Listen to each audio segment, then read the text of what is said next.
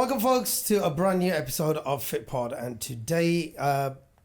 today's episode is more of a freestyle conversation rather than a journey and inspiration. Today, we're going to talk about our communities, our youth, the Palestine issues, and a lot more. It's more of a real talk. And in studio today, I have with me Sir Taj from Aylesbury, and the very famous I'm sorry. Nav from Bearded Base. Assalamu alaikum. Boys, first of all, thank you very much for coming, taking your time out. I know you both gentlemen are busy. Your shirt's about to rip. I thought wear this colour look good. So yeah, boys, are basically right. What I wanted to talk about today is the youth of our community, what our community is going through, the issues that we are having in our community. Now, you boys both are very kind of involved in the youth today, especially yourself now. You do a lot of charity, a lot of, the grassroots level of work with the community. You know better than anyone that I know, right, out there. So, Sir Taj, first of all, we off camera we were talking about the issue that you had at work. Let's talk about that, because that's related to Palestine, right? And a lot of people are going through now. They don't share it on social medias because of the backlash and the trouble they go through. But what made you carry on, and ultimately you kind of resigned your workplace? So the thing is, I knew about the Palestine situation, but I didn't know as much. I mean, my brother went there and they were saying to me, because the thing is, I've seen a few things before when they attacked the mosque, and they went in there, and my brother went there when they went through the airports and stuff, and how much hard time the IDF were giving them and stuff. And then I'm thinking, what's this about? And you know what I mean? And I got like a few Palestinian brothers that I know, they work with me and stuff. They told me a few things. But when after October 7 happened, and I start seeing things, it doesn't matter how strong a person you are. If you see a child getting killed the way they were killing them and destroying homes and that, the thing is, and especially when you have a big platform, you want to do something. You want to put the message out there and show people what's going on. So I start doing that because with my work people, because I do the social media videos and stuff there for them, and they gave me permission to do that. So I start doing personal talking that what's going on and showing the world, giving them the option to think for themselves what's going on, because the media was saying something else. But the best thing for us is the social media gave us that freedom that the media wasn't showing, that social media was showing us. Mm-hmm. So we were seeing things on social media, something different. And alhamdulillah, because of my account and stuff, I've been involved with a few press people from Gaza that have sent me some videos, and I've spoken to them. And some things you see, you will never see and you will never forget.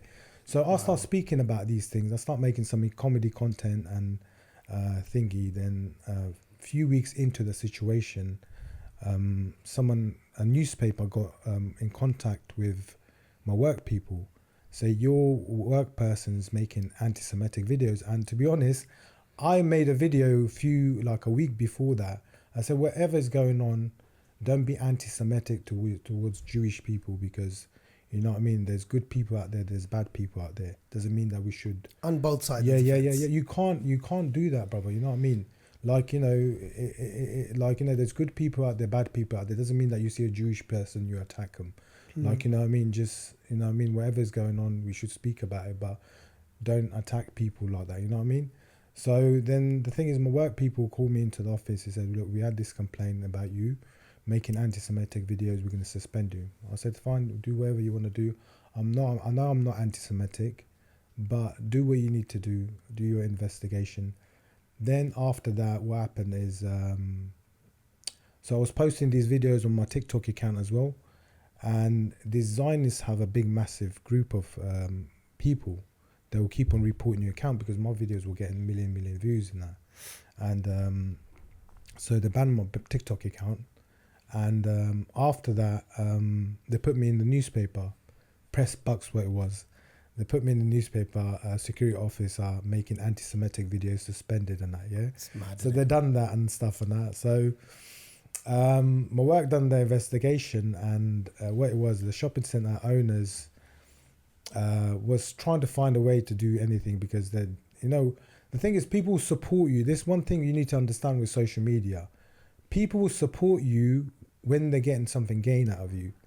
Like, you know, if you're speaking what's best for them, but if you're speaking something that, like, you know, you believe in and they're not gaining anything, they'll try to get rid of you as much, you know, quick as you can. You know what I mean?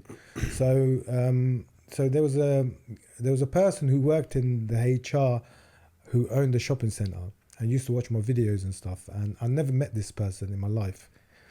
And she got email from the head office, the owners of the shopping centre, and she goes to me, she messaged me on Facebook, she said, "Sir Taj, I love what you stand for, and you know what I mean, and I got this email, I don't agree with it."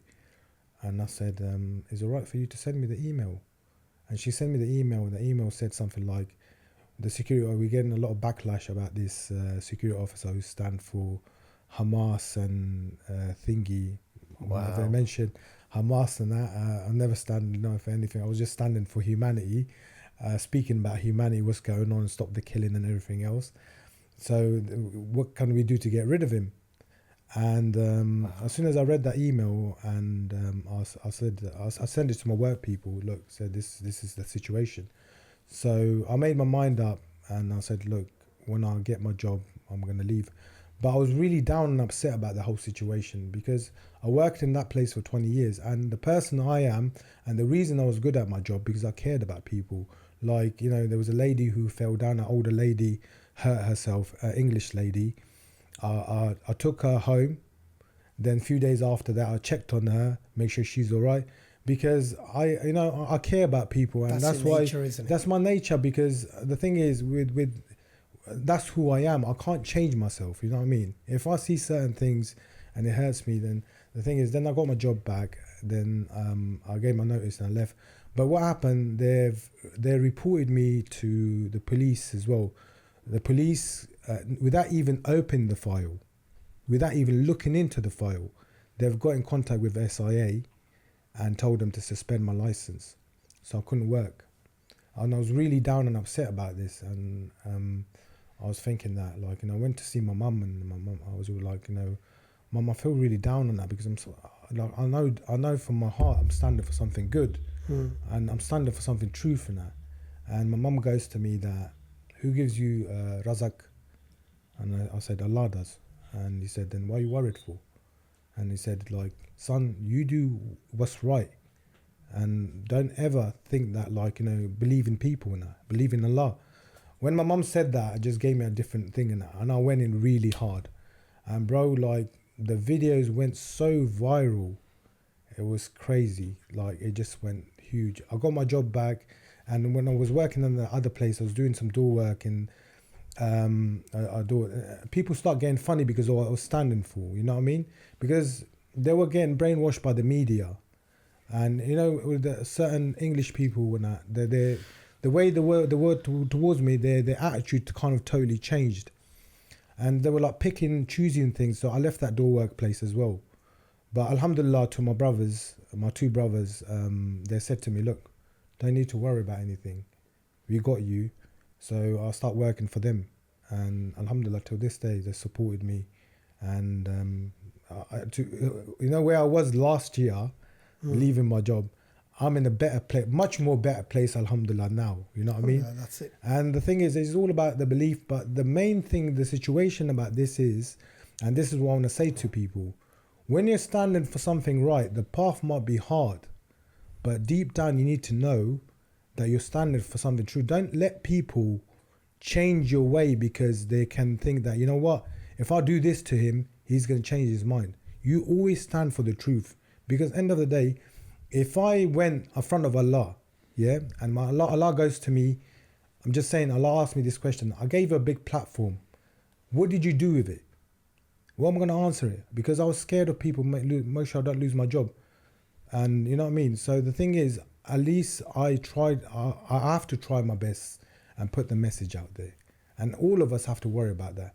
A lot of people out there, they worry about their work and everything else, and they don't speak up about things and certain things because they're so worried about believing in this world, and we forget about Allah. You know what I mean? But the thing is, Allah is almighty in that, you know? Everything we get. I mean, I got this teeth. I mean, you made about, it was, but the thing is, but everything comes from Allah, bro. I love it. We're how here, this whole all here.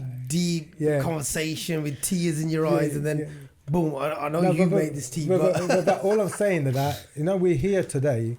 It's all thanks to Allah, bro. You know, without anything in that, we can't do nothing. And the thing is, nowadays, that's the thing. The belief, we believe in money, we believe in this world so much that we don't believe in Allah. We worry about what another person's going to say about us.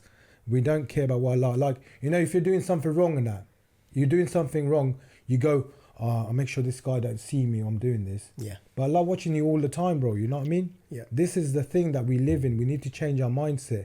And the fear of Allah, once you get that fear of Allah, bro, it changes you as a person. But it's like people have said, why should we fear Allah?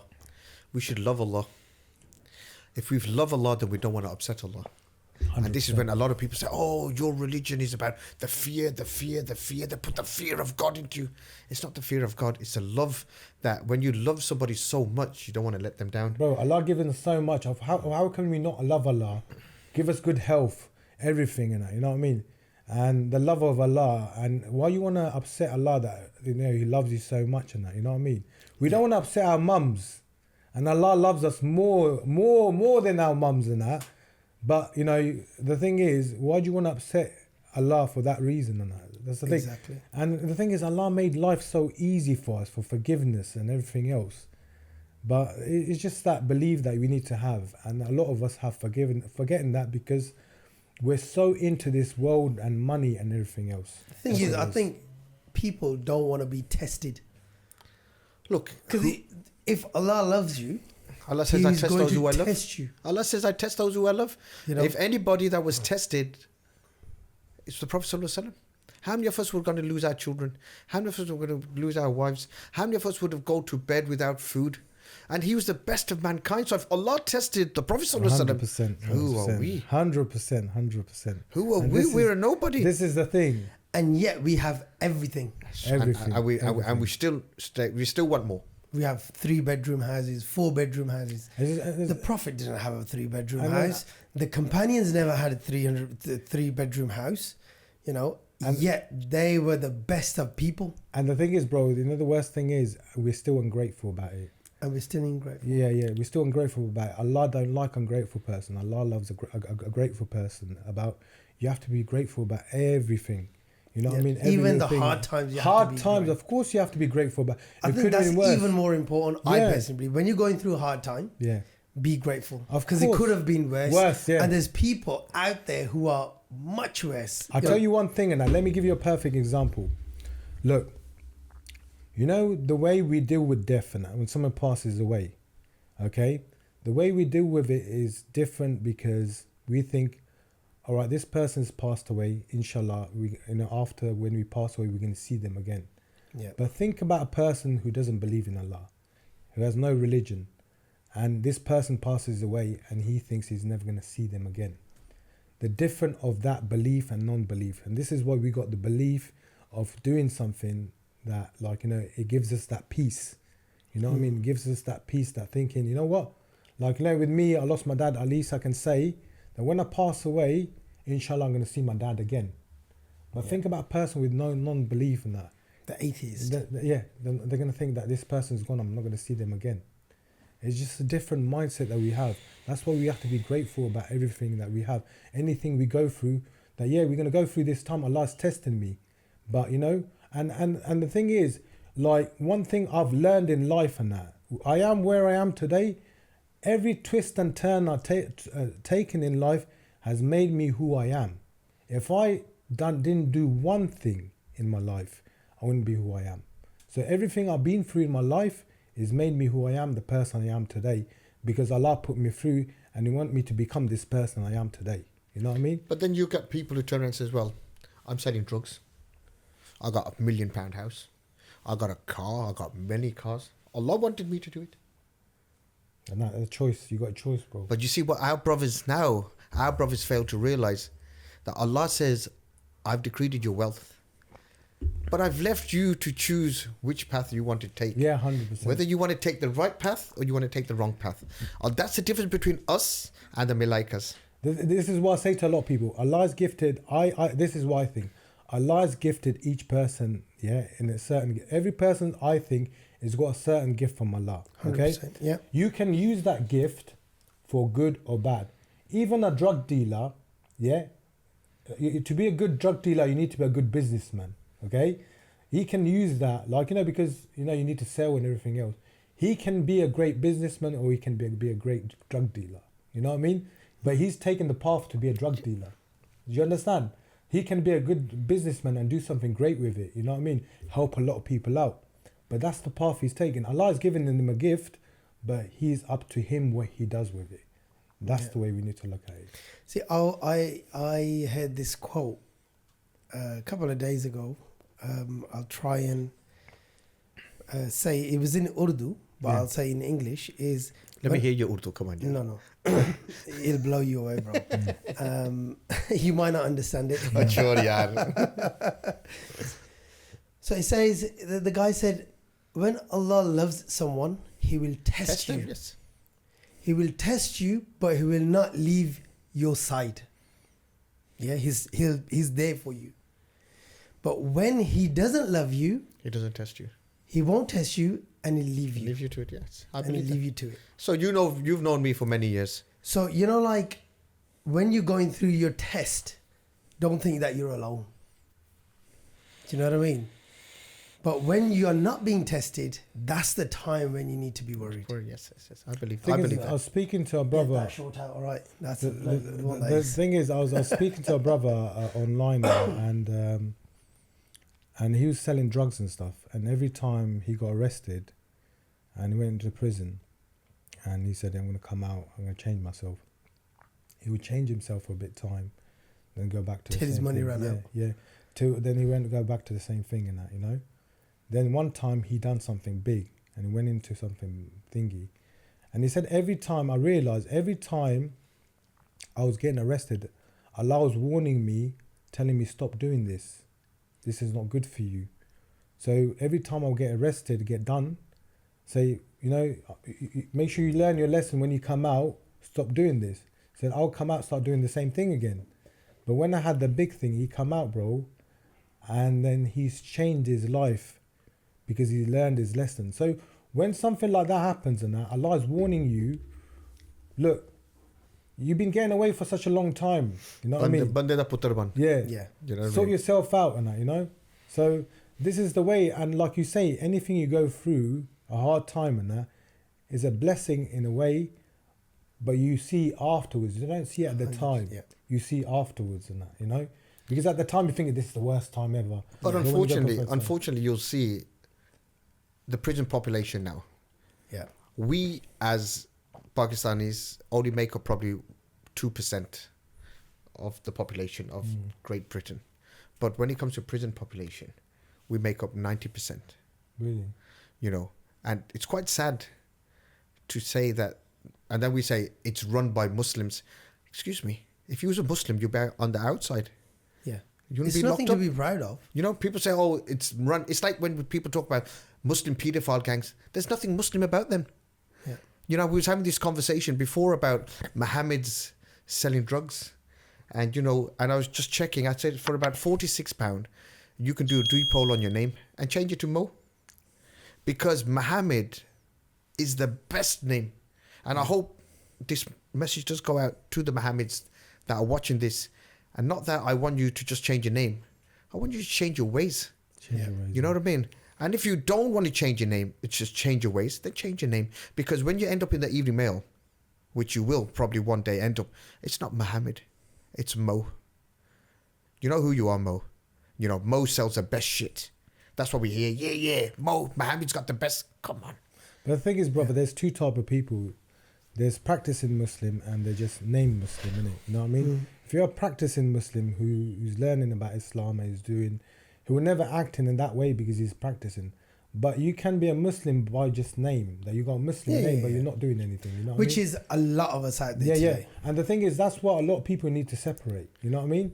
That you got a practicing Muslim and you got just a person. But then the Prophet ﷺ said the difference between the believers and the disbelievers is salah. The difference between the believers and the disbelievers is salah. And majority, not I'm saying all of these drug dealers don't pray, but I'm just saying, because then again, on the other side, which is the biggest sin? Leaving your salah or selling drugs? Yeah. You know what I mean? In the eye of the law, you'll say that selling drugs is a big issue. But in the eye of the law, leaving your salah is a bigger sin. Yeah.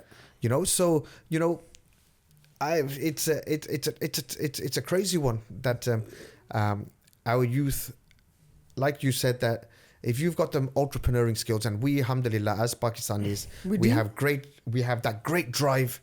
We do. And we should utilize it in something positive. Hence the reason we see the destruction in our community today. Yeah, because everything is about quick money. Quick money. Yeah. It comes quick. Shortcuts. That's where it comes quick and it goes quicker. And I, on the ground, like you said, I on the ground deal with mothers. Because you just do not destroy you don't destroy one person. No. You destroy a whole family.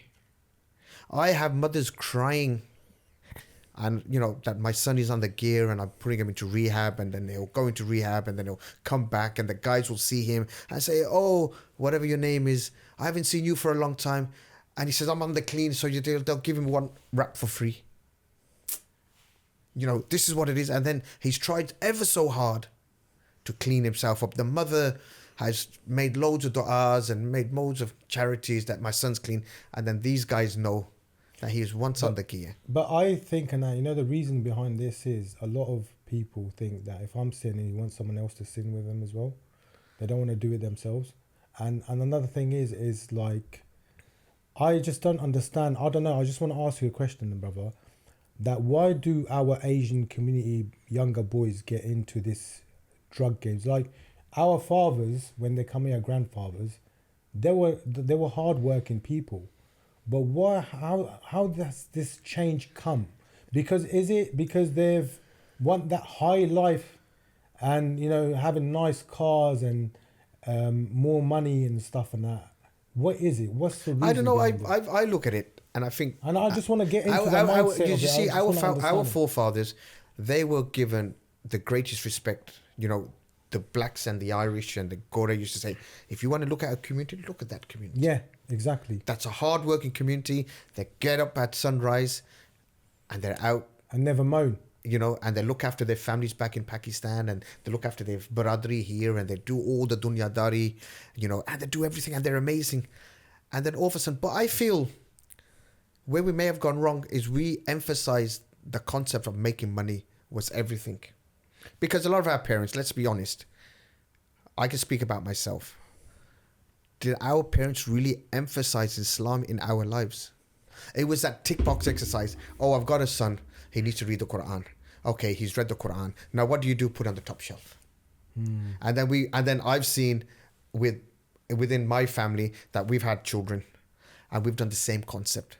You know, that you gotta go read Quran, you gotta go read Quran. And then again he or she finishes Quran and you put it on the top.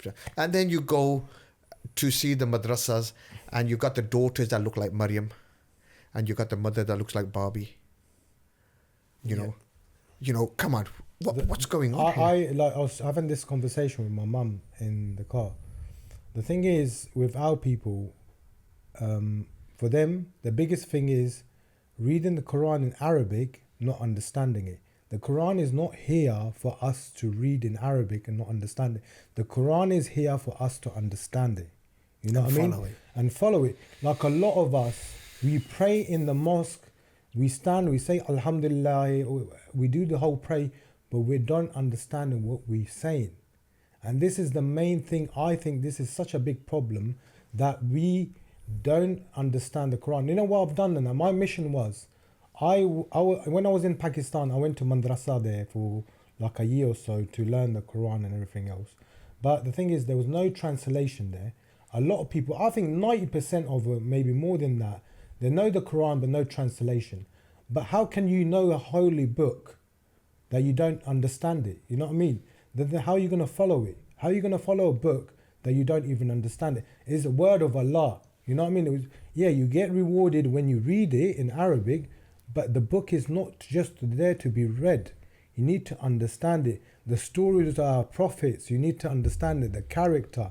All of them things are very, very important for us to learn. But the thing is, we push our kids, go to the mosque, read the Quran, but read the Quran, but understand it as well. You know what you're reading about. Like with me, I send my kids to Islamic class every Sunday, and you know my kids are like, you know, they're mixed and they're half English, half half Pashtuns and that, yeah. And for me, my main thing is Islam first. With the culture thing, like anything good come from my culture is because of Islam, and nothing else. And that.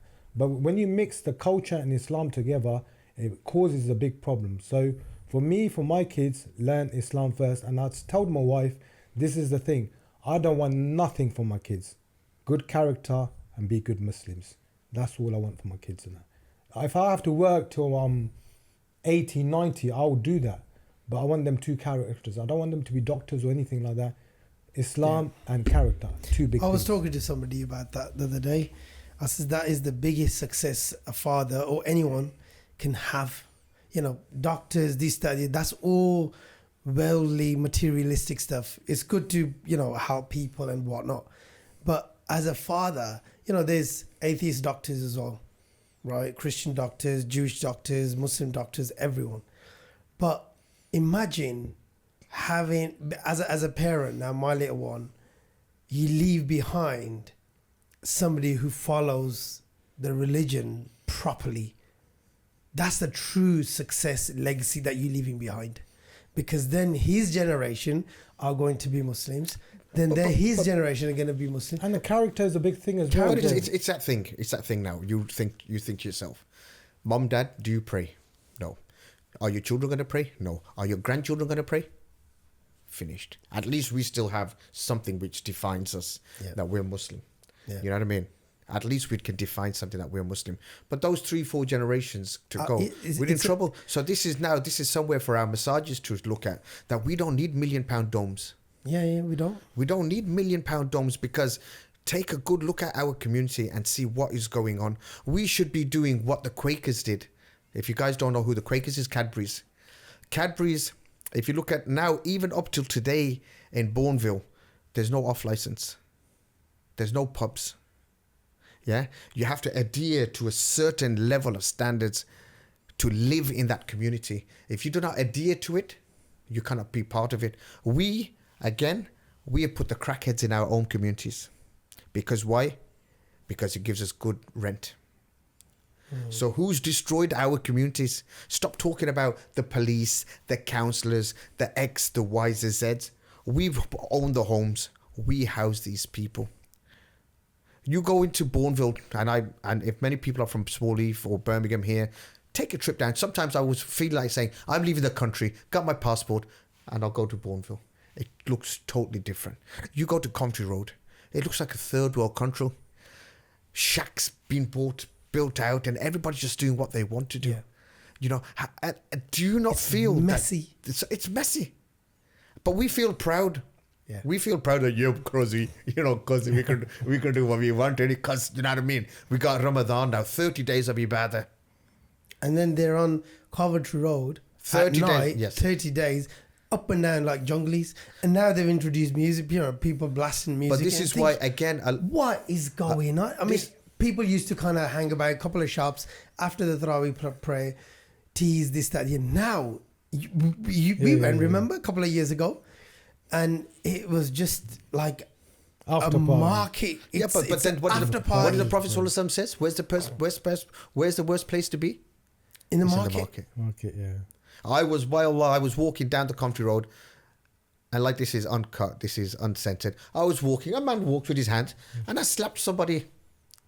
And I was like, yo, Allah, whatever. So How were you walking, bro? I was walking like a Yeah, Pakistani hang man, on, innit? hang on. Soldier. No one walks like that. Oh, yes, Why no. were you walking like Yeah. that? I was just walking. Have Just you ever slapped anyone? Well, I've never. when- I mean, Have I've you ever slapped people, but the thing is not like the But walking, bro. I was like, so then I had to put my arms around like this, Oh, and right. walk like that. So He it was cuffed like, himself. The last time, you think the last time you There's a watch, share coming in it, like. yeah, I was just walking Yeah. like that. I was just like, subhanallah.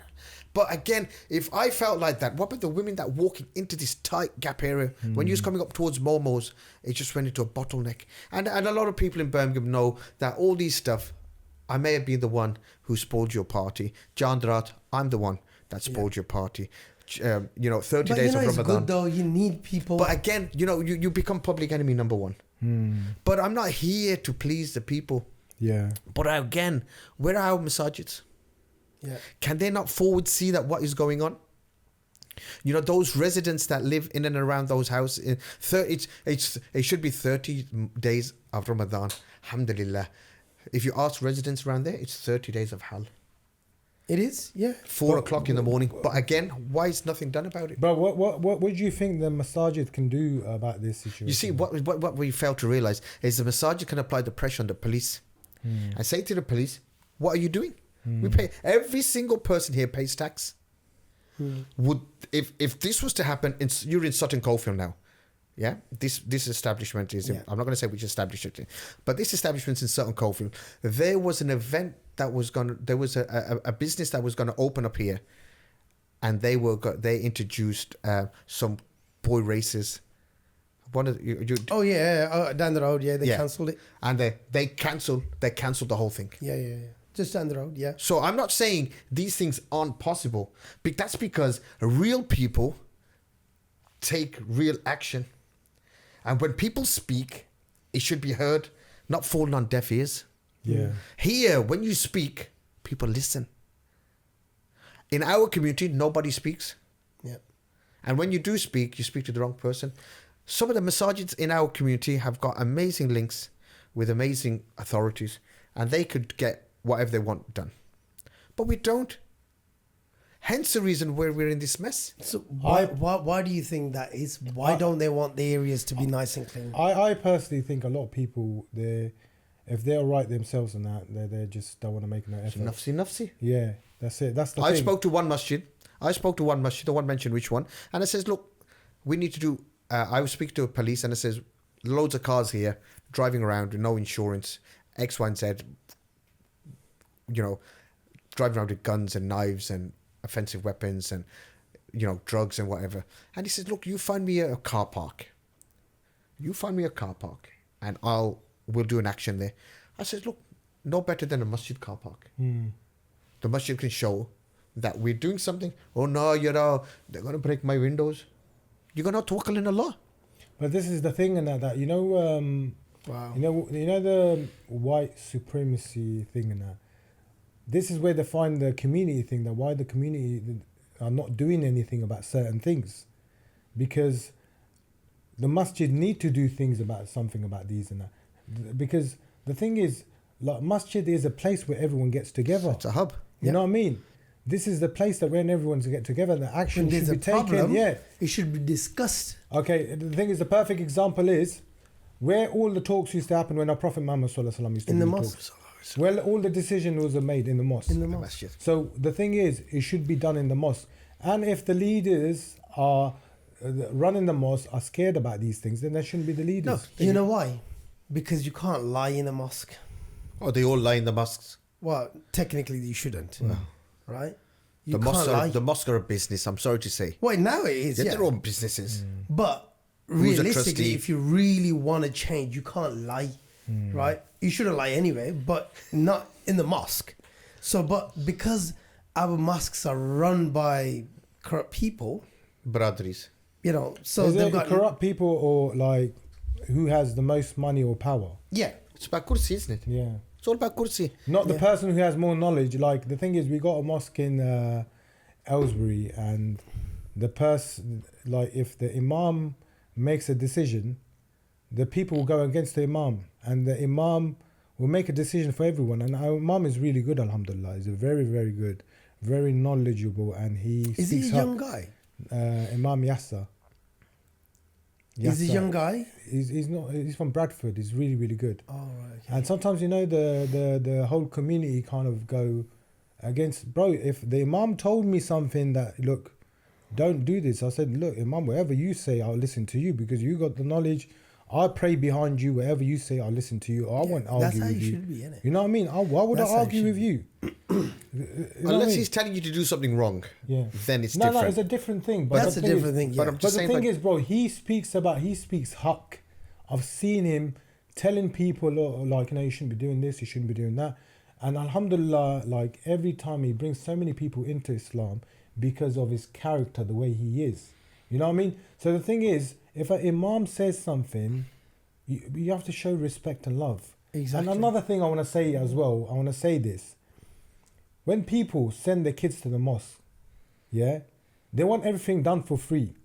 You know, when the imam is teaching them and stuff and when they say to, look, you have to pay a certain amount of thing because the imam is spending time with them. And Fee, of you have course. to pay a fee. They get upset about that. Oh, you're doing something on Allah's name, and why do you? Yeah, but the But bro, you pay for Netflix, but you won't pay. You know what I mean? Do you understand? Am I right or wrong?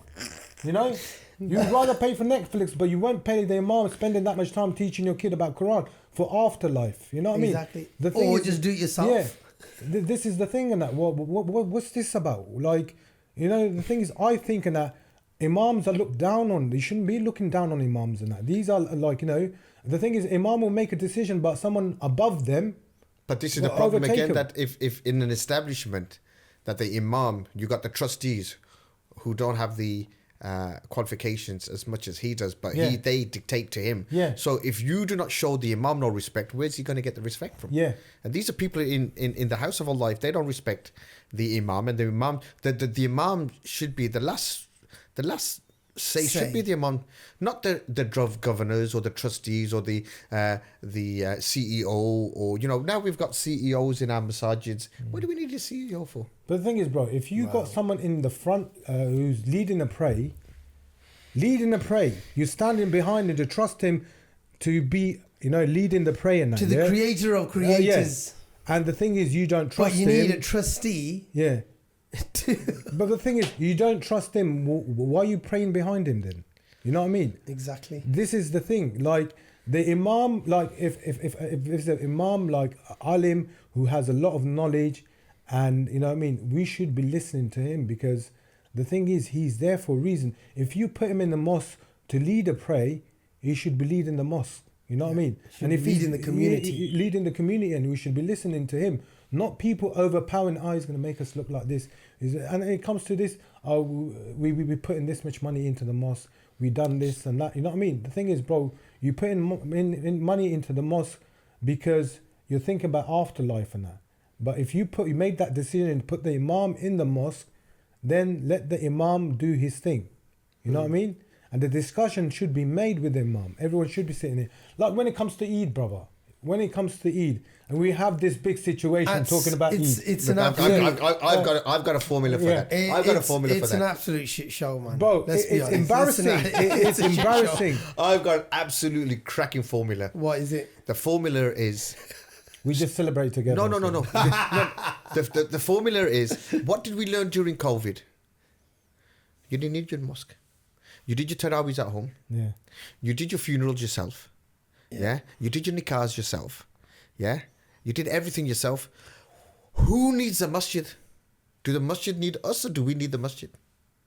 If we don't give them any money, there is no masjid. So if we stop giving them money, you turn around and say to all the masajid, we're not going to give you no money. I tell you something, they'll listen to you. Yeah. That's the only time that our masjid will listen to us, is when we turn around and say, you know what? We're not asking for anything wrong.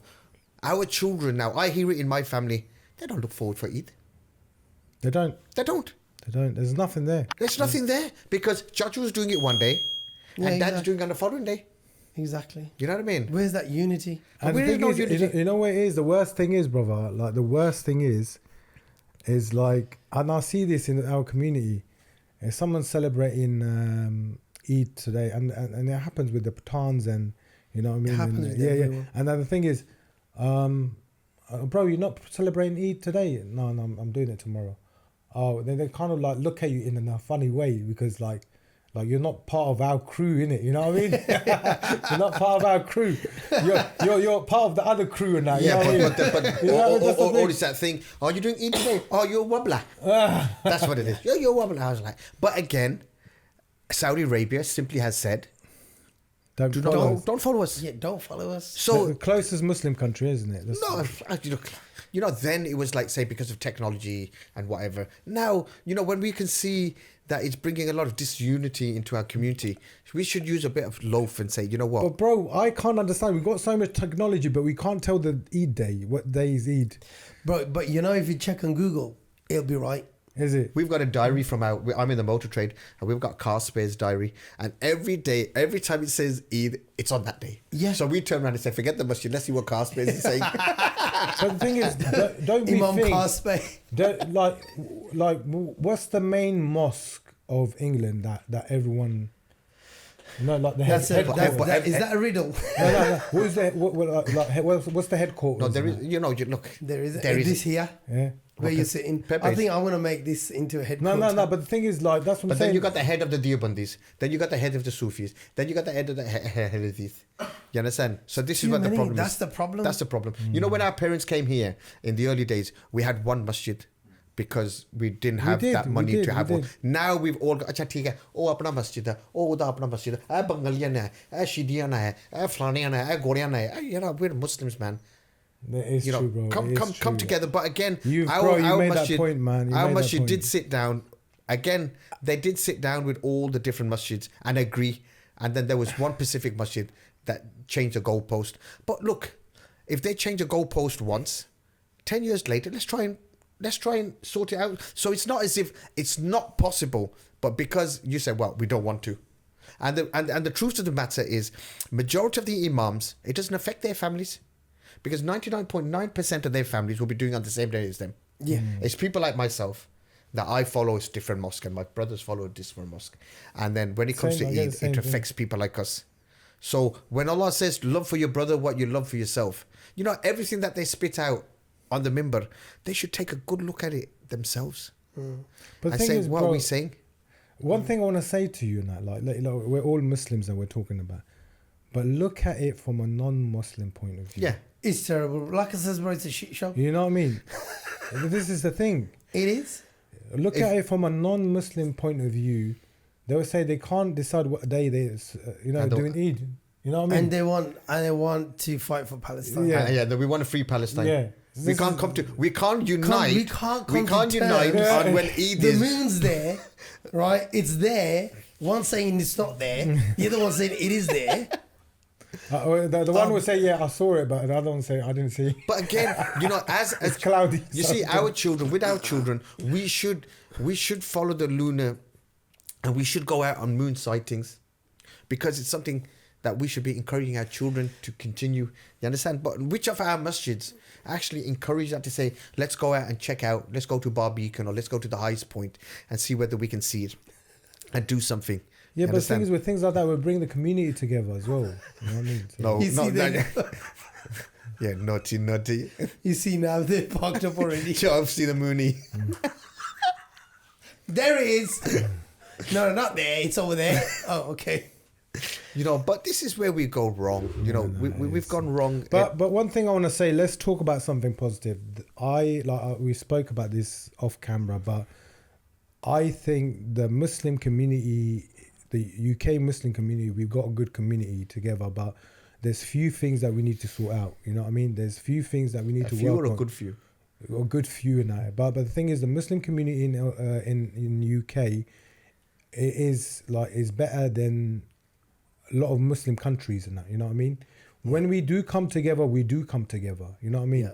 We do support each other when it comes to a situation in a certain way. It doesn't matter though if the brothers are drug dealers, whatever, you know what I mean? But when it comes to together, when the community comes together, with all the differences that we have, we put them to a side, everyone comes together. You see, when it comes to like you're saying, when it comes to, we do sit here and we shoot down our youth. But I tell you, those youth are our backbone. They are. You understand? You know, we talk about, you know, I'm sure you do a lot of charity events. I do a lot of charity events. When it comes to giving, and again, we knock our community. You're probably Pashtun, I'm Pakistani. I'll say the Pakistani are the worst people. But I tell you something, I say it on camera.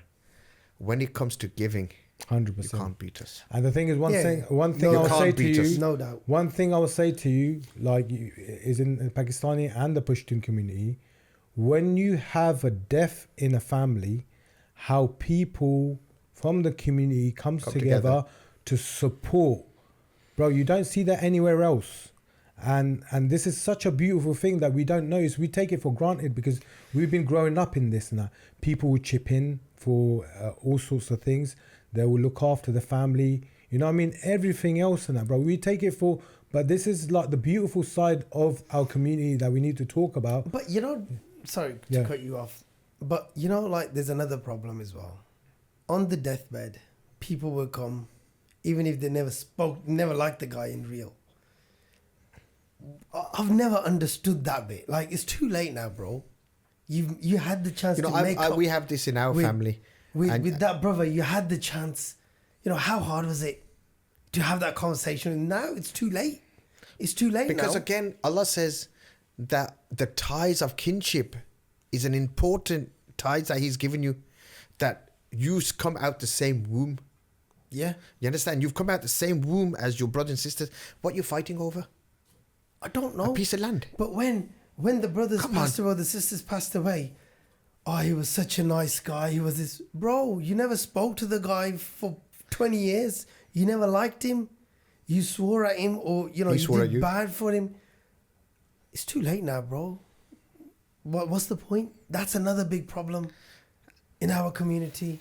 I mean, I can't speak for anyone else. The thing is, like, I know with your thingy, but still, I think, like, with them type of things and that, people, I know sometimes we don't realise at the point because we don't know when someone's going to pass away. But it doesn't mean that you shouldn't. We shouldn't have to wait till that you're on your deathbed. And that's why you shouldn't hold to grudges and that. But it's like now there was a hadith about one of the Sahaba says to the Prophet, or the Prophet said, that guy there, don't quote me on it, but I know it's a hadith where it says that guy's a Jannati. Oh yeah, the one who asks for forgiveness every night. And he says, we follow this guy and he does exactly everything that I do. He says, before I go to bed, I forgive everybody. And I don't take nothing to bed with me and a grudge. And these are why we have these amazing stories. We have to learn examples, innit? We have to learn from these examples. You know, and that's why it's like when we turn and say, brother, what are you? What religion are you? I'm Muslim. No, Islam is not a religion. It's a way of life. Yeah. You know, Islam is a way of life. This is how we should conduct ourselves in our day to day. You know, again, when we're talking about we were speaking about akhlaq. My neighbor now, when I moved into my new home, and the Gori, I thought I'll do the deed and knock the door. Knock the door. With that beard? With his beard. I know it wasn't as long as this, so... But that's a good beard, bro. You know, so I've knocked the door. No, look at it from a different... exactly. Perspective, a wide perspective. Yeah. So I've knocked the door, and she's gone, Can I help you? Oh. And I says, yes. I've moved next door, and I thought I'll introduce myself. Okay. That was my conversation. Really? That was my conversation. Oh, wow. So now I had two options now. Either be bitter. No. Or... I said to her, I either show my Pakistani side. Yeah. Or I show my Islamic side. I decided to show my Islamic side. 100%. That very same neighbor would put my bin out for me now. Alhamdulillah. But then... That's your lazy side, bro. No. But she shouldn't be doing that. No, she does. She'd be the other way around. No, I said if I was to forget to put my bin out, but she would say to others that I've got the best neighbor. You know, she'll talk about me. And I'm thinking, subhanAllah, you know, and then where I live, I've got Pakistani neighbors and they hate me. Because I say to them, we're far and few, we need to be setting the example. Yeah. Don't give these gore the reason to dislike us. By parking our cars on top of the grass verges. Yeah. You know. Horrible. You know, and then my neighbours my opposite neighbours hate me. The Gores, hey, good morning, Nav, you alright, Nav? Yeah. And the opposite, And I said, if I wanted to live like as if I'm in Smallheath, I would have stayed in Smallheath. Yeah, that is true though, bro. That's, the thing is, you know what? With us now, when we had the lockdown, because I live in like a white village and that, yeah, a lot of thingy there. So at COVID time, we got like 2 older neighbours. So I said to my wife, look, they can't go shopping and stuff. So every time when you go food shopping, ask them, they need food shopping. So every week we have to get them food shopping, because it's, especially is a human thing to do, but as Muslims, we should always, you know, present the Islam in such a good way, even holding the door for someone, you know what I mean? Without our character, our Prophet ﷺ come here to change our character, you know, show us to be good people, good characters. Like, I don't know if you heard this story with that lady who was leaving the town, because you heard that story, innit? Yeah. And this is such a good example that she was saying that like our Prophet ﷺ, she was carrying a bag and she was saying that I'm leaving this town, and the Prophet ﷺ, why? He said this guy called Muhammad, he's trying to change people and stuff. And then our Prophet Muhammad ﷺ walked her to her house and, you know, like make sure she's safe. And she said, what's your name? He said, I'm Muhammad ﷺ. Yeah, and you know, suddenly that lady became Muslim. And with the bin situation as well, the lady used to throw rubbish on her. So these are examples. That was a Jewish lady, wasn't she? Yeah, but some people say it's not an authentic hadith. But all I say is the character that we need to be. But you see, a lot of people don't have experience. A lot of English people don't have an experience with a good Muslim person, and that's why they are the way they are. They think the way they think of us because they haven't had a good experience with us. Yep. All they meet is like a drug dealer or someone being like in a certain way, being rude and that. You know what I mean? And the thing is, when, like, I don't know if you get this and that, I get a lot of English people, they go to me, you're different than everyone else. Yeah. You're all right. Yeah. You're different all right than everyone else. Yeah. You know what I I'm mean? not as brown as the rest of them. Yeah. Can't get bloody browner than me, can you? But this is the thing, that the good character that we need to show. Dark chocolate's good for you. Yeah. So no, recently I moved houses now, right? I bought a house. I haven't moved there yet. I'm just still renovating.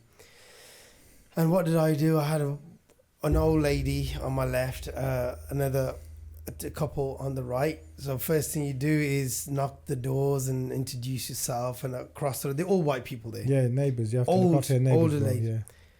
And, you know, you introduce it to people and you tell them who you are, what you do, and, you know, in a nice way. And now every time I go there to check up on the house, you know, the workers are there. They'll come around, oh, how you doing? You all right? How's work coming along? Yeah, wicked nice. You know, it's... You know, the average Gora. The average Gora's all right. They're nice people. Bro. I tell you something, the Honestly, average Gora is okay. The thing is, they're nice people. They just go on with their lives, and that's what they want. They want a peaceful life. What we got to understand is that the media that's been brainwashing them, that's the only thing that they've watched. That's the thing. And then all of a sudden, the media, the Asian guy blew somebody up. He says, shit, I've got an Asian guy. He's going to blow my house up. But the thing is, they don't say Asian guy. They say Muslim. Yeah, okay, Muslims. Muslim guy, so if you turn around and say, oh, I've got a Muslim living next door to me, it's like the media that they've been brainwashed by now, that daunting thing now that you've got a Muslim living next door to you. It's like, dun, dun, dun, you know, what's going to happen to me? Was that joke and that? The guy was saying that. I was watching the news and that, and they were talking about Muslims and that. I started hating Muslims. I realised I was a Muslim myself, you know what I mean? Like, that brainwashed is you know what I mean?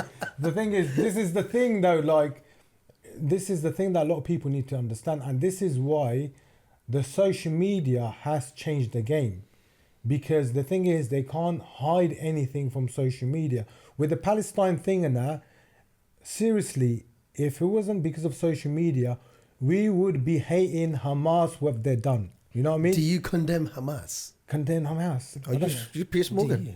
I just like hummus. I like hummus. I like hummus.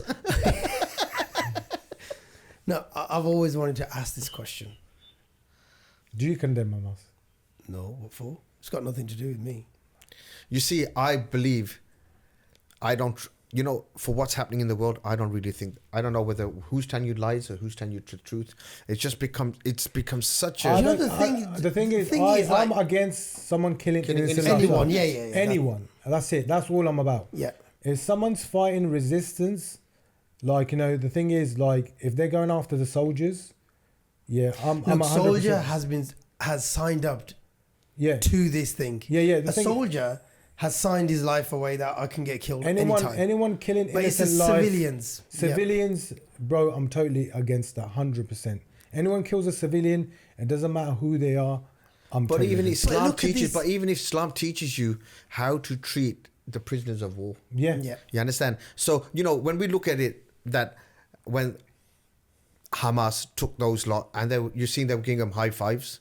Yeah. Did you see those ones? Yeah. So, you know, but they don't want to tell the world that these people They looked are after right. us, made sure that we How were about the okay, we media? was fed See, with that. that was only shown on social media. Yeah, and if it wasn't for social media, we wouldn't have known the obvious. But the thing is, that's what I mean. Like, you know, we do say certain bad things, but the social media has changed the game. Yeah. He has. And like I say to you, if it wasn't for because of social media, we would be believing What we were- everything. Well, yeah, everything we've been said and that we'd be saying bloody Hamas doing this and that. You know what I mean? Yeah. Exactly. But the thing is, social media has opened so many eyes and so many things that we've seen. And bro, like never in our lifetime we've seen this kind of thing that you Atrocity. witness. Death unbelievable. of children. You know what I mean? Unbelievable. Bro, I wake up in the night and you know what, bro? I have nightmares. I have nightmares because the amount of stuff I have to watch through and make videos and stuff and that. Sometimes I can't sleep because the things I see, bro, like, you know, some of the kids look like my kids. You know what I mean? They look like my kids and I'm thinking, what the hell is going on? Why is the world so quiet about this? You know, I was thinking about it the other day, like the media, the West want us to believe about Holocaust, right? They want us to believe that that happened and everything was really bad and da da da da.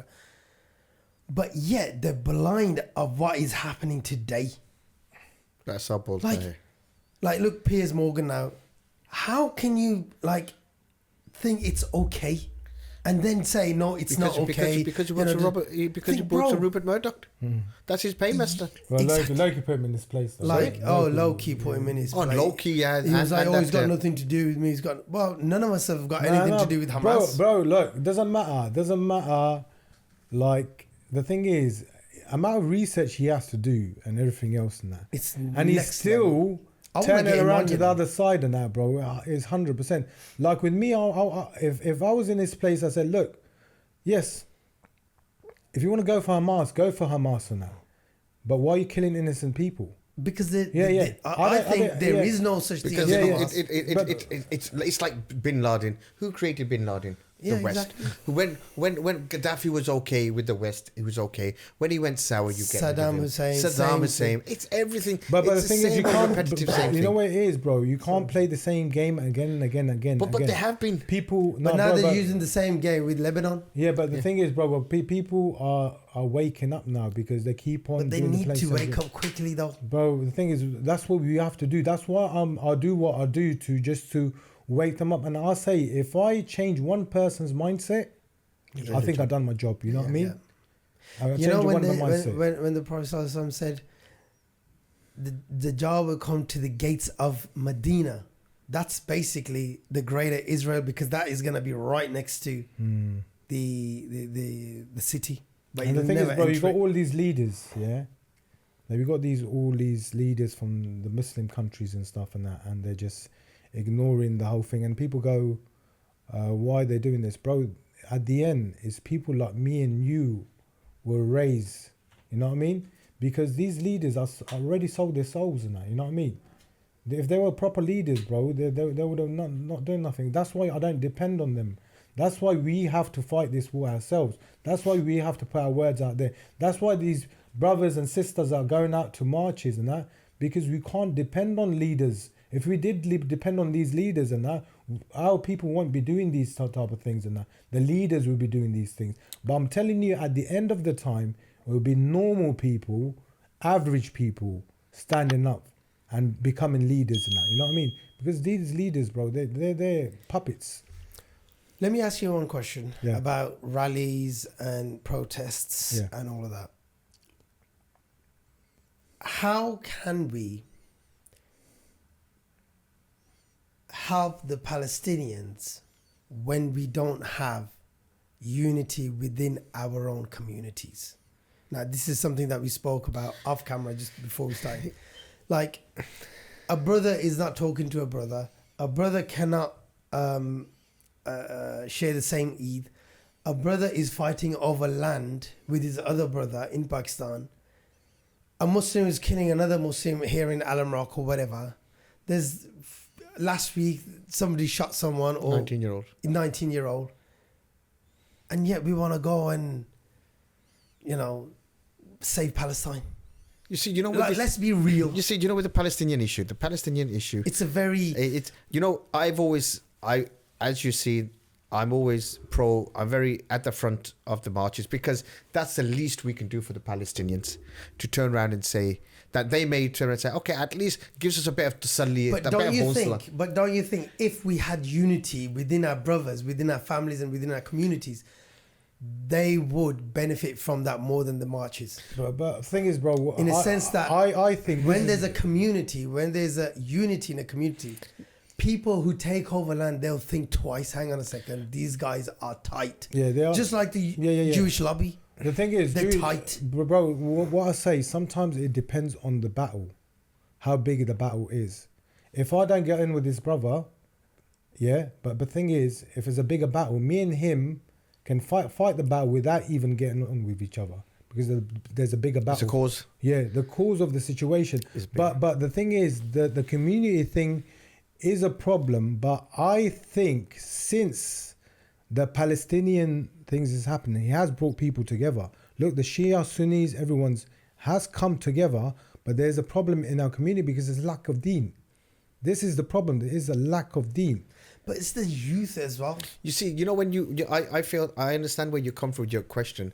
I feel that when you're talking about saying we want to change the Palestinian cause, we can get thousands of people to come out for a Palestinian march.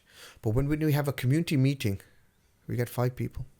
And those are the very same 5 people that if we came out in our hundreds and in our thousands in regards to issues local, we wouldn't have any issues locally. Exactly. If we came out as a community and said, you know what, I'm not happy with the police, we're going to set up a Muslim police. If the Jewish can do it in London, Manchester, why can't we have a Muslim police? Not I'm saying you go there Sharia, or you shouldn't be doing this. No, but you make sure that we can bring Aman into the community. And again, who is that supposed to be led by? Me? You? Or our masajids? But this is something that we are looking to do. We are looking to do that. Why we got betting houses in our community? Because we use it. Why we got you see old men, bro, in the mosques and shabak going inside, coming back out. But you've probably seen a video. You've probably seen a video about me cleaning up the prostitutes in Small Heath. We stand here and say "Marajaya Mechodriya," yeah. But you got prostitutes sitting outside your house operating. Your mothers, your sisters, your daughters, your grandchildren are witnessing it. Come on, guys, come together. Let people know, yes, this is a Muslim area. Let them drive from one side of Country Road to the other side and say, wow, what an amazing area. Why? Because they're Muslims. Here you drive through and say, what a shithole. That's the thing, bro, isn't it? You know what I mean? Bro, I don't feel like going through there. You know what I mean? You can't, and you think, subhanAllah, we are the biggest advertisers to Islam. Whether we're bad or whether it's good, it's us and our actions, because before anything, we all say, oh, bro, I gave him dawah. But I was giving dawah and I was spitting at the same time. Yeah. You know what I mean? Or I was smoking cigarettes and I threw the butt. Or I was eating a pack of crisps and I threw it on the floor. That was all a waste of time, brother. We need to start looking at our akhlaq. Akhlaq is everything. Like, I always think about it, like, we have so many of these little issues that we need to fix up. Then the cause that is so politically huge, right? The thing is, like, don't you think that we're wasting time? Not in a bad way. In a bad way. I don't want it to come across in a bad way where I don't care. Of course I care. But I think that if our community was stronger, the effect would be much more stronger. Because people listen to us. Yeah. People listen to us. In fact, this day wouldn't even come. No. Yeah. We wouldn't even be sitting here and talking about it, because our community is so tight that we look after each other. We wouldn't even be needed. The thing is, that's what I mean. Like I said to you before, that when our parents, grandparents come here, their community was so strong. even they're from a different backgrounds, even they're like they had different, you know, kind of Your struggles were the same. Yeah, but the struggles were the same, and like they all used to, like, you know, with my family there was 5 families in one house, staying together. You know, they used to help each other. Bro, they did a better job with having lack of knowledge, language, understanding of this society. They did a better job than what we're doing. But we just become junglies. You know, the youngsters now, what do you think, where we going wrong? Is it because the fathers are not there absent to teach them? The thing is, like for me sitting with my kids and that, finding out. So when I come from work, I ask my kids, how's your day been? Sit with them. How's your school? Everything all right in school? You know, any problems? You know what I mean? That is very, very important, giving that time to your kids and that. Yeah. Like, you know, nowadays you have to be a best friends with your kids. You know what I mean? Because it's a bad time though, isn't it, brother? You know what I mean? Because if you're not there available with your kids, somebody else is. Someone else's. The you know society what I will mean? raise them. Yeah. And the thing is, like, we chase money so much that we want to build up a 5-story house in Pakistan to show people that we've got a 5-story house, but our kids are messed up here. You know what I mean? This is exactly what it is. And another thing is, when the kids start messing up, we go, you know what? I need to get married off. Yeah. Because that's, I don't know what doctors told them that. You know what I mean? That is their treatment. That's the formula. Yeah, that's the formula. So what they do, they get them married. They ruins a girl life. The boy comes back, keeps on doing the same thing. You know what I mean? So them things that things that need to change. If your son is not right and he's involved in certain things, don't send him off to marriage. And the thing is, why are you earning this much amount of money trying to build five manzil house and that, just to show people? But this is what I say to people. Nowadays, what we live for is for other people. When someone get married and what happens? Oh, I had a massive wedding. You know what I mean? Yeah. So many guests come to the wedding.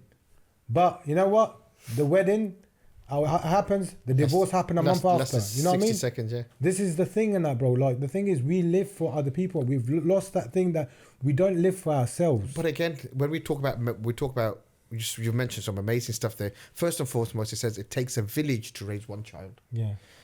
We should be looking out for everybody's children. 100%. You know, when we were growing up, if we said something to somebody's children, hey, they would say no. Now you go back and you say something to somebody's child. The father comes with the uncles and the aunties and the whole gang comes. And you think it's better off I just remain silent. No, that's it. 100%. I just remain silent. 100%. You understand? That's a good point though. Because you know what it is? Anytime if I went out, like if I done something, like someone knew my dad. I get slapped again. Yeah, I'll get slapped. I'll get slapped and that. I'll get slapped and told off. Mm-hmm. Then my dad will, you know what I mean, slap me as well. And that's the way it was.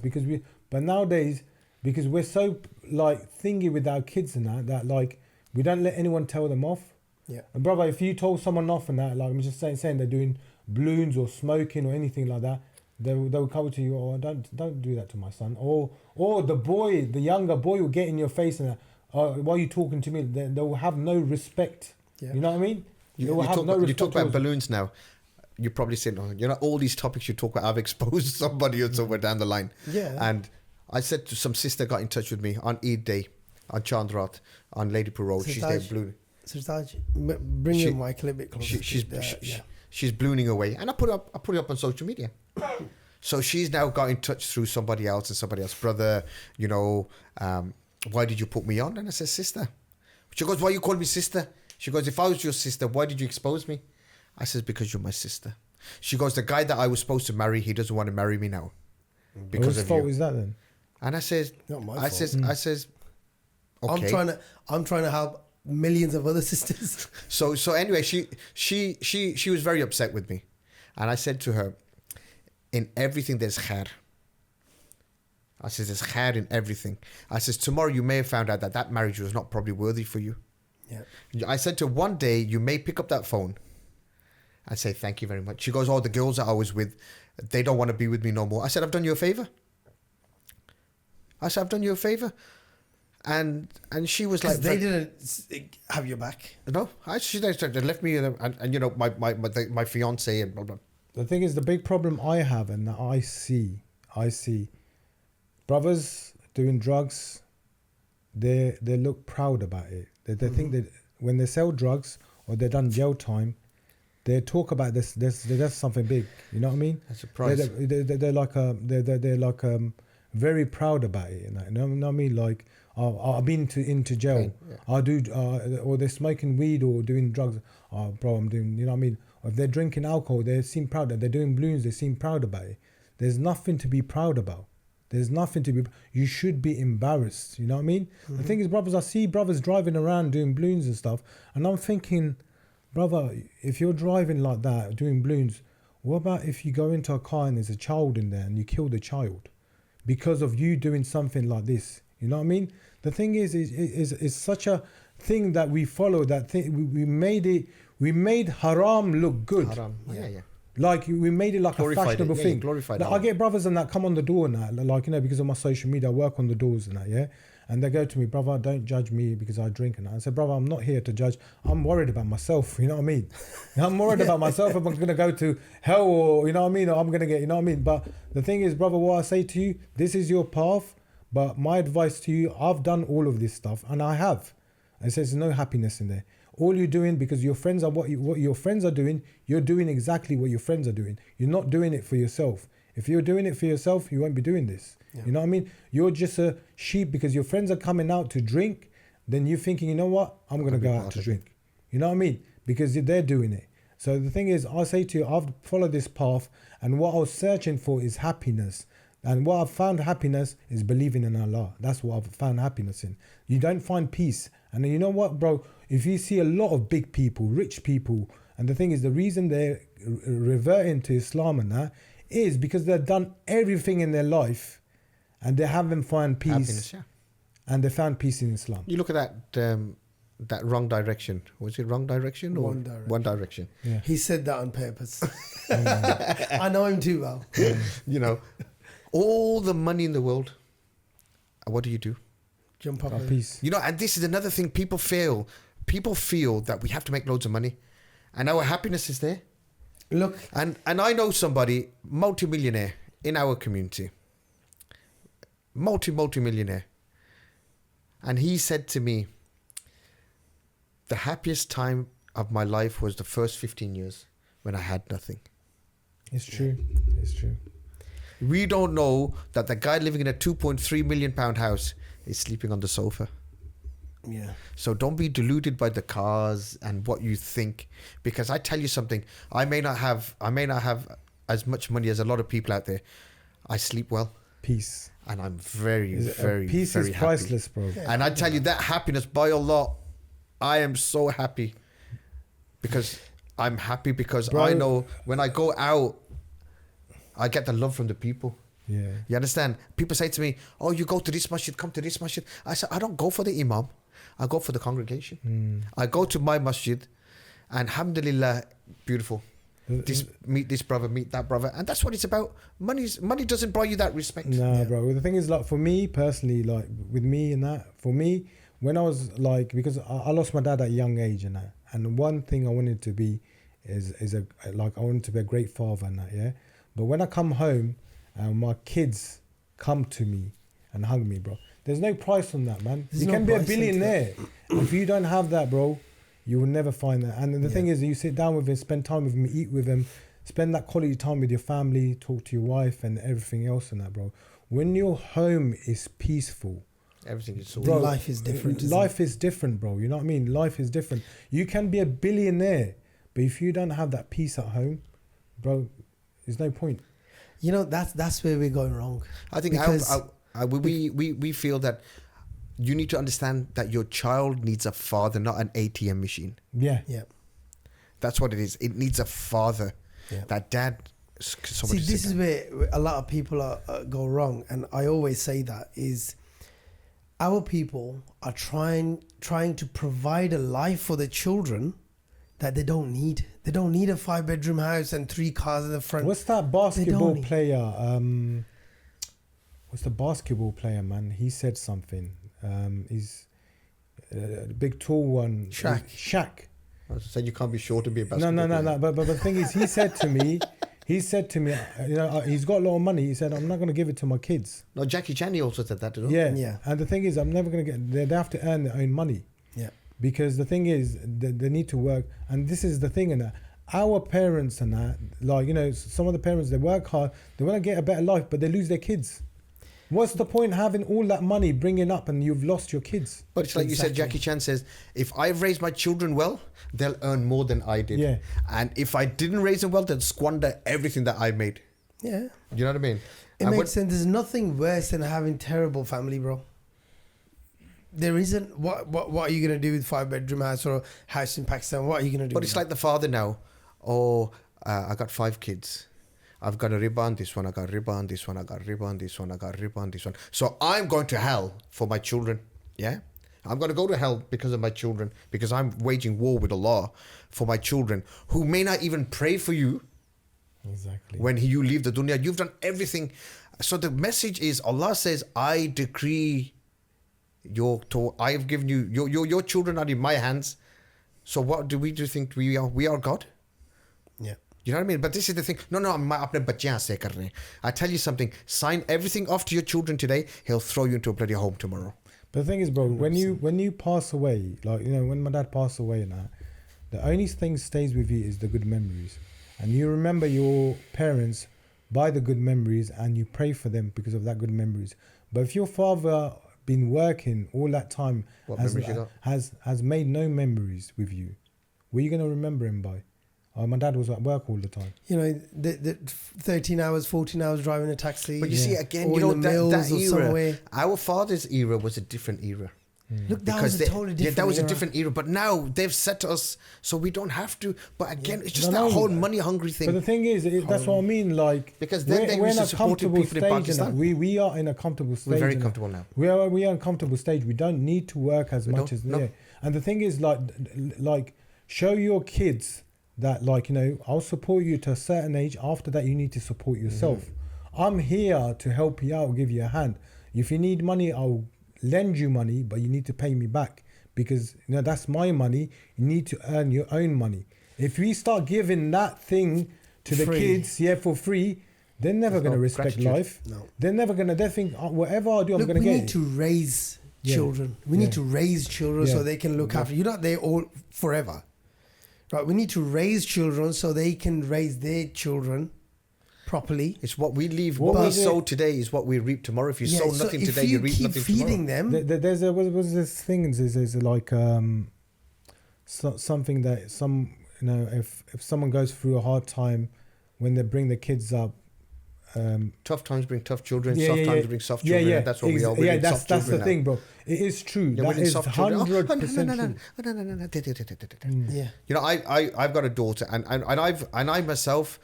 Daughters are different. No, exactly. You see, I've got a son, and I'm like, he's just gonna become terrible twos now, right? In a couple of weeks, inshallah. And I know what I want for him, right? It's not gonna be an easy ride for him, and I know that. Because I want him to, when he's 10, 15, 20 years old, he needs to know that I'm not here all my life for him. And he needs to know how to kind of survive what's going to be thrown at him when we're gone, bro. God knows what's going to happen, how tough it's going to be. I mean, it's hard as it is now. But it's like now when I left home, I was 36 when I left home. I never saw a bill in my life. Never saw a bill in my life.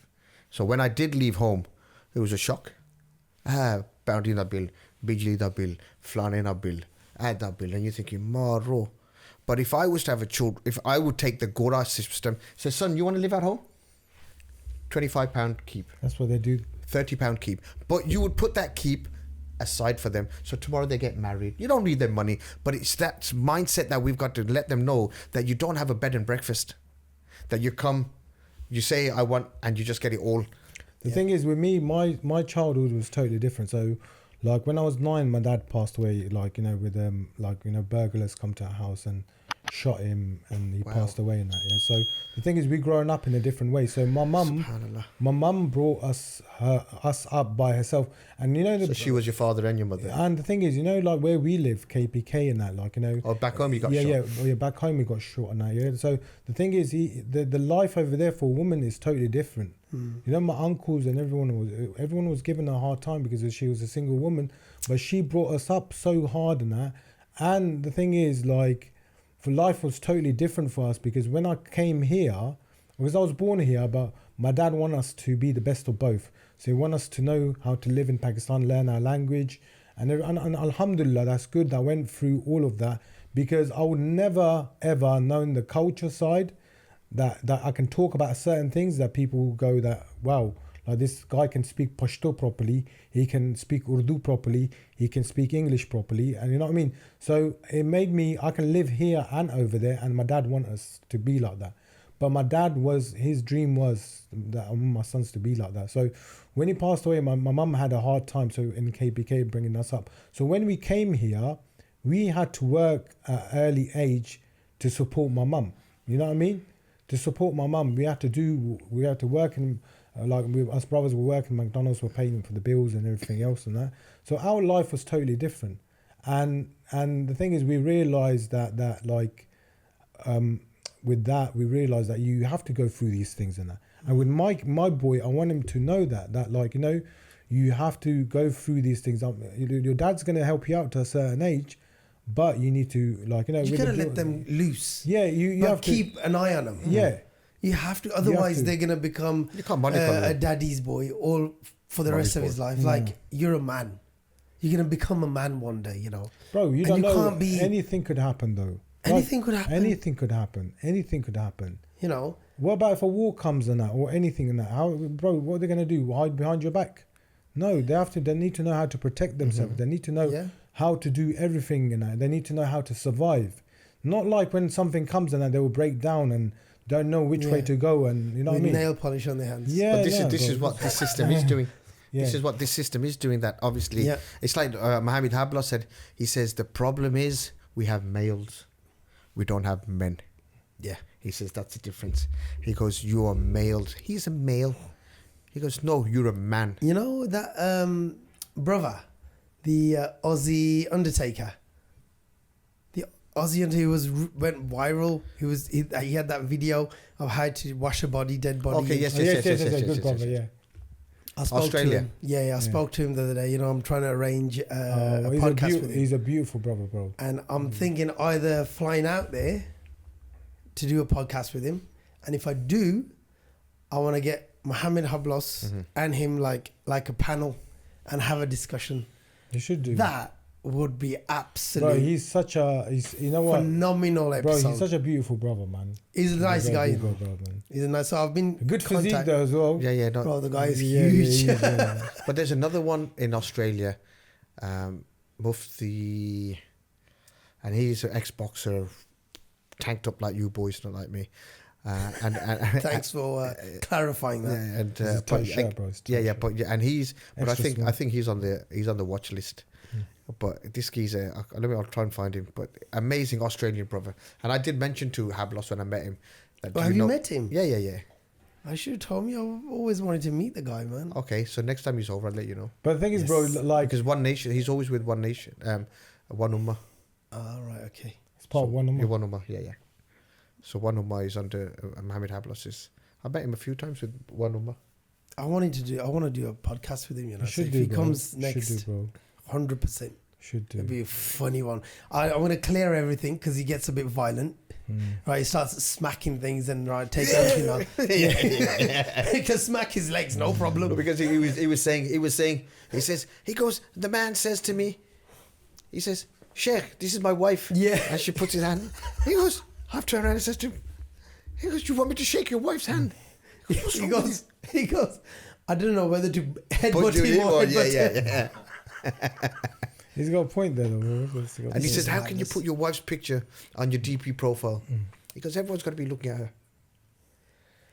You know what I mean? He goes, everyone's got to be looking. And he was just went in. But Hablos, I like Hablos. But that's the type of dawah that I like. Yeah, hard-hitting one. Reality. None of this sugar-coating here.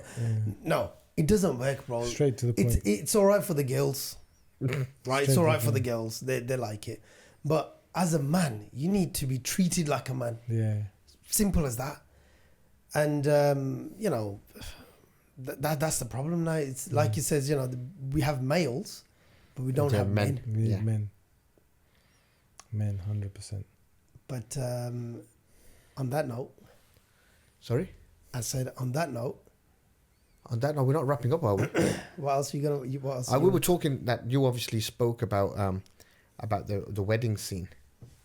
Oh, And- that's a and, big problem, man. You know, we were talking about that the last 30 seconds, but more emphasis is put into your first dance than what you're gonna do when your mandi comes off, or where am I going on holiday? You know what it is? It's his first dance business. When did Pakistani start bro, doing first you dance? know, a brother come up to When they me. watch Bollywood, Jad. Bro, a brother come up to me. And he goes to Cringe. me, "What advice do you have for a person who's getting married? And what do you think you would change in that?" And I said, "You know what? If two people are getting married, they need to do a course, Islamic course, to know what's the woman's right and the man right before they get married. I don't know if they can do like a 2 days, 3 days course before they get married, because what in our community, in our Muslim community, most of the people don't know the woman's right and the wife's right and the husband right. Yeah. And if they start the marriage off like that, I think it'd be really, really strong to start off like that. And if anyone wants to start something like that, 100% they should do that. I feel that in Malaysia they do that. Yeah. I feel that they do that in Malaysia, where they Never turn around and heard it say, before. what is your Islamic knowledge? 0. So tomorrow you have children, what are you going to give them? 0. You understand? So this is what people, I think that in Malaysia, I think they do that.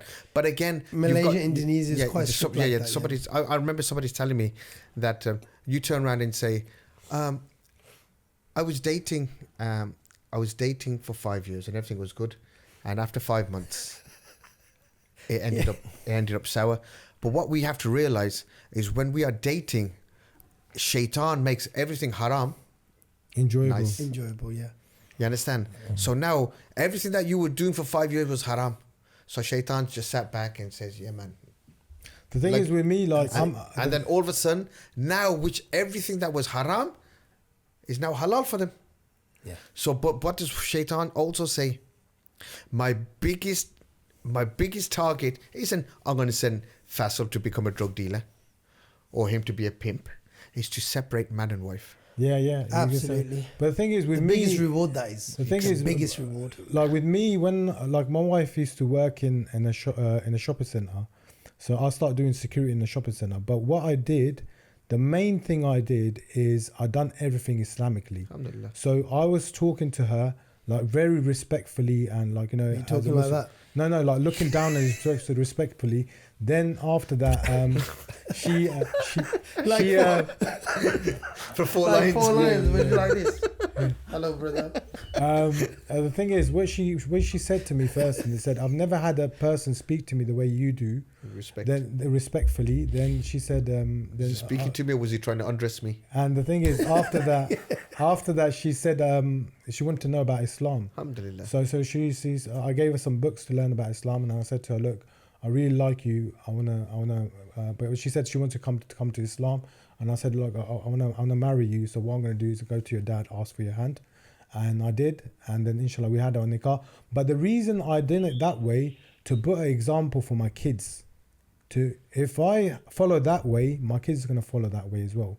If I do everything Islamically properly, doing the nikah properly, going to the father asking for her hand, your kids will follow that way as well. You know what I mean? Yeah, 100%. Like That's tomorrow, they will know that, look, you can get married to anyone as long as you do it the proper correct way. way. The Yeah, proper yeah. way, yeah. It doesn't this is matter why- if they're blue, black, Yeah. yellow, pink. It But doesn't this matter. is why I believe that, when it goes wrong, it was based on no substance.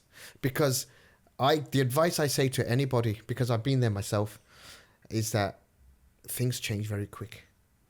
Shaitan plays his games. Of course he does. You understand? Big time. Shaitan plays his games. And you went to my wedding.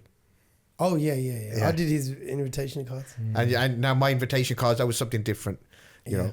So, but what you see me today, I was total the opposite to, and it was that hard time that I went through that made me the man I am today. Because the easiest thing would have been, check please, I'm gone. And that is what a lot of the people do, is they do say, check please, and they're gone. And then again, also, the Prophet ﷺ says, I put more barakah in the weddings that spend little. Yeah, and there's nothing in our. You know what I mean? What do we do? We had. We spent lavish, excesses. 100 grand just on cars. Yeah, but bro, that's the thing, innit, nowadays. It's all about show, innit? Like, that's the thing, innit? Like, our people is all about show. It's all about how many people come to the wedding. Is it, how many views has it had on Instagram? Yeah, so these brothers and that rent the cars out, then trying to show off, and Ferraris and stuff. Bro, all I'm saying that, if you put that money towards something good or give it on their name to charity, you know, they will get more barakat from that, then making a big thing out of a big show out of it for everyone to see that, wow, look at this wedding. You know what I mean? What's the point if the wedding, the nikah, the wedding breaks up after a few months? And this is a big problem in our Muslim community. The weddings, you know what I mean? When people get married, we're getting loads of divorces and breaking marriages and that, you know what I mean? Because the thing is, they don't, the wedding don't start off in a proper way. But Allah is not going to put barakat in there if you don't start it off properly. But if you're going to have parties and stuff and that, what do you think is going to have barakat? You look at it in the old days, men upstairs, women downstairs. Yeah. That was it. And not that I'm saying, you know, let's go historically, you know, going to dinosaurs. But when you got to look at it, there was some hair in it.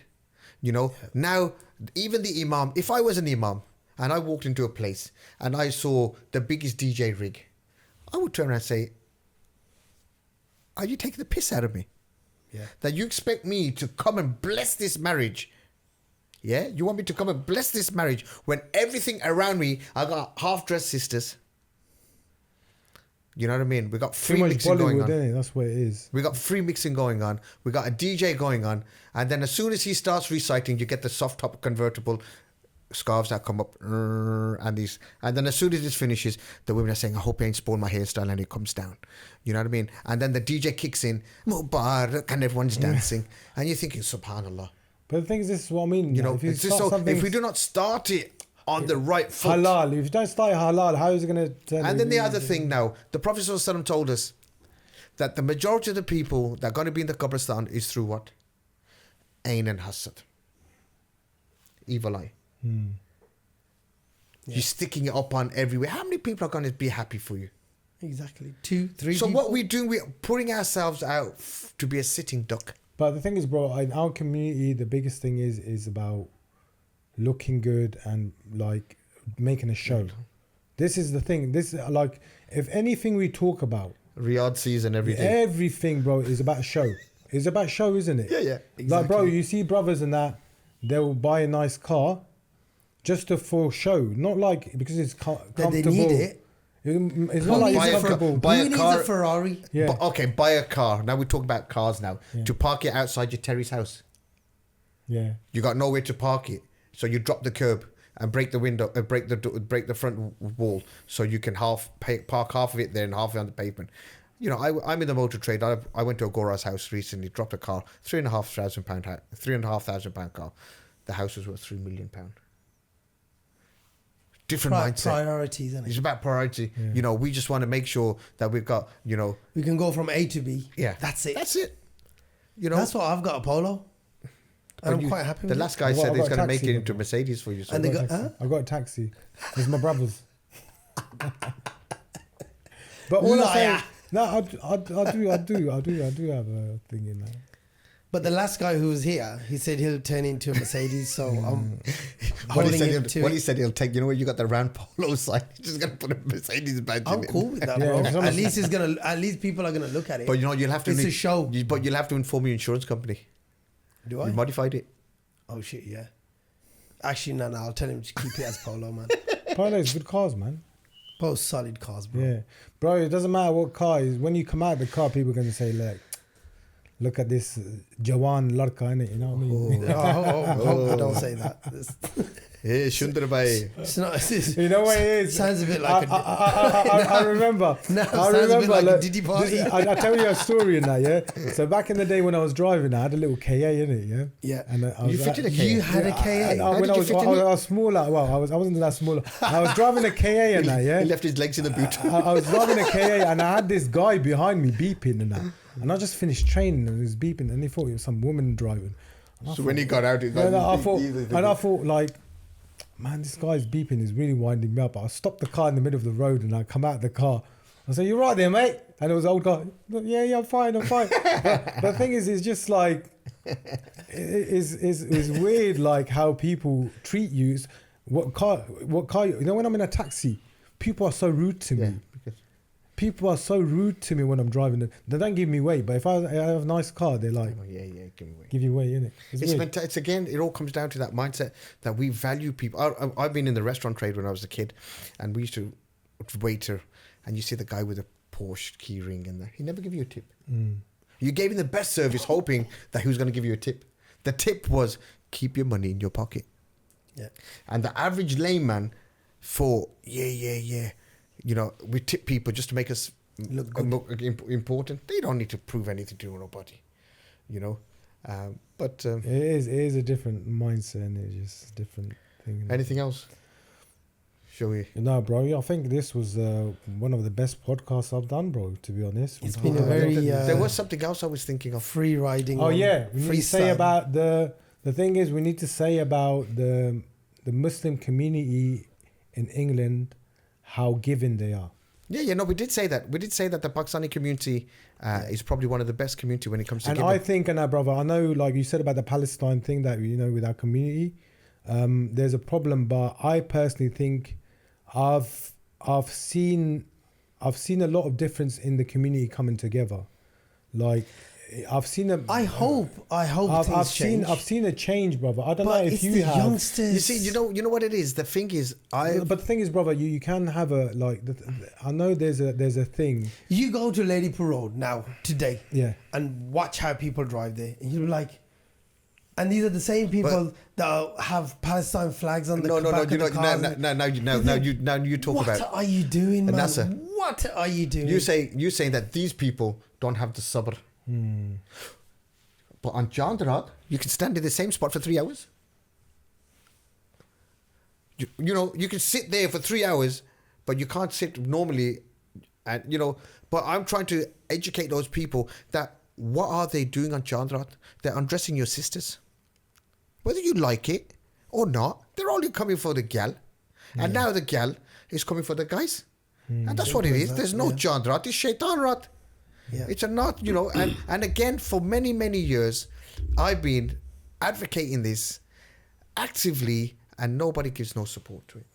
You know, you think to yourself, we could sort this problem out, but we don't. And it works in the favor of the authorities because we become a problem society.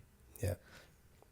We make people dislike Islam. It's like now, the years, as we go on, every year it'll get closer and closer coming towards the winter months.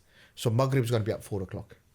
If you're coming from home, if you're coming from work at Maghrib time and you're a Gora and it's taking you 4 hours to come home because our people feel that it's Pakistani Independence Day, got your Pakistan flags out on Chandrat, and you're going to block the road, what are they going to think about us?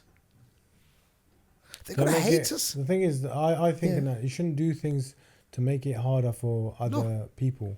Muslims or non-Muslims, you shouldn't make it harder for other people. And this is one thing that like, the thing is like with our people is the mannerism is a problem. One thing we need to think about, and this is the honest truth in that look, when, you know, like our women that bring the kids up and that, most of them are uneducated. You know that because the thing is they haven't been to school and they're bringing the kids up. But not now. Not now in this generation. No, but the thing is, the ones from back home. From back home. Yeah, from back home. Now it's getting expensive. They're not bringing them over. But all I'm saying, they're going to Ireland instead. But it's the cheaper.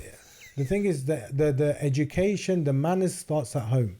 Yeah, starts at home and that. You know what I mean? Like with me, trust me, this is the truth. My mum was so thingy. If I came after 10 o'clock, she would lock the door. Fair play to her. Yeah, Okay, Fair I hope play. she still does that. no, I Because don't that's what I'm trying to do. But the thing is, she used to lock the Drag door. this She said, no, podcast. you can't be late after 10 o'clock. And the thing is, bro, it's 4 boys in that. A single mum bringing 4 boys up, and we used to fight each other, all sorts of things and that, yeah. And, You're and the the thing eldest or is, the youngest? I'm the third. I'm Okay. like the middle one, yeah. So I'm the He's middle a one. peacekeeper. Yeah, the peacekeeper, or the black sheep, maybe. I was the black sheep. Yeah. So the thing is, but the thing is, my mum used to say that. But I remember when I started going out and stuff, and I used to come home late, my mum used to be sitting on the stairs waiting for me. Oi, oi, oi. Seriously, she used to be waiting for me, bro. Chappal Nal. But this is the thing. If my mum wasn't like that, just let me off, You'll be, didn't don't know where care, you'll be now. I'll be totally different. You know what I mean? That's why you need to show a lot of interest in what your kids are. My father said to me once, he said, if you're working in the evening, you're going to choose to be out. Yeah. He goes, after 10 o'clock, lungar per din. He goes, the lungars come out after 10. He goes, you're not a lungar. And that stepped in my head. If I've got no reason, I was at home. You know, but again, when you marry a woman, remember that woman is going to be your child's first teacher. Yeah, that's why I married a teacher. 100%.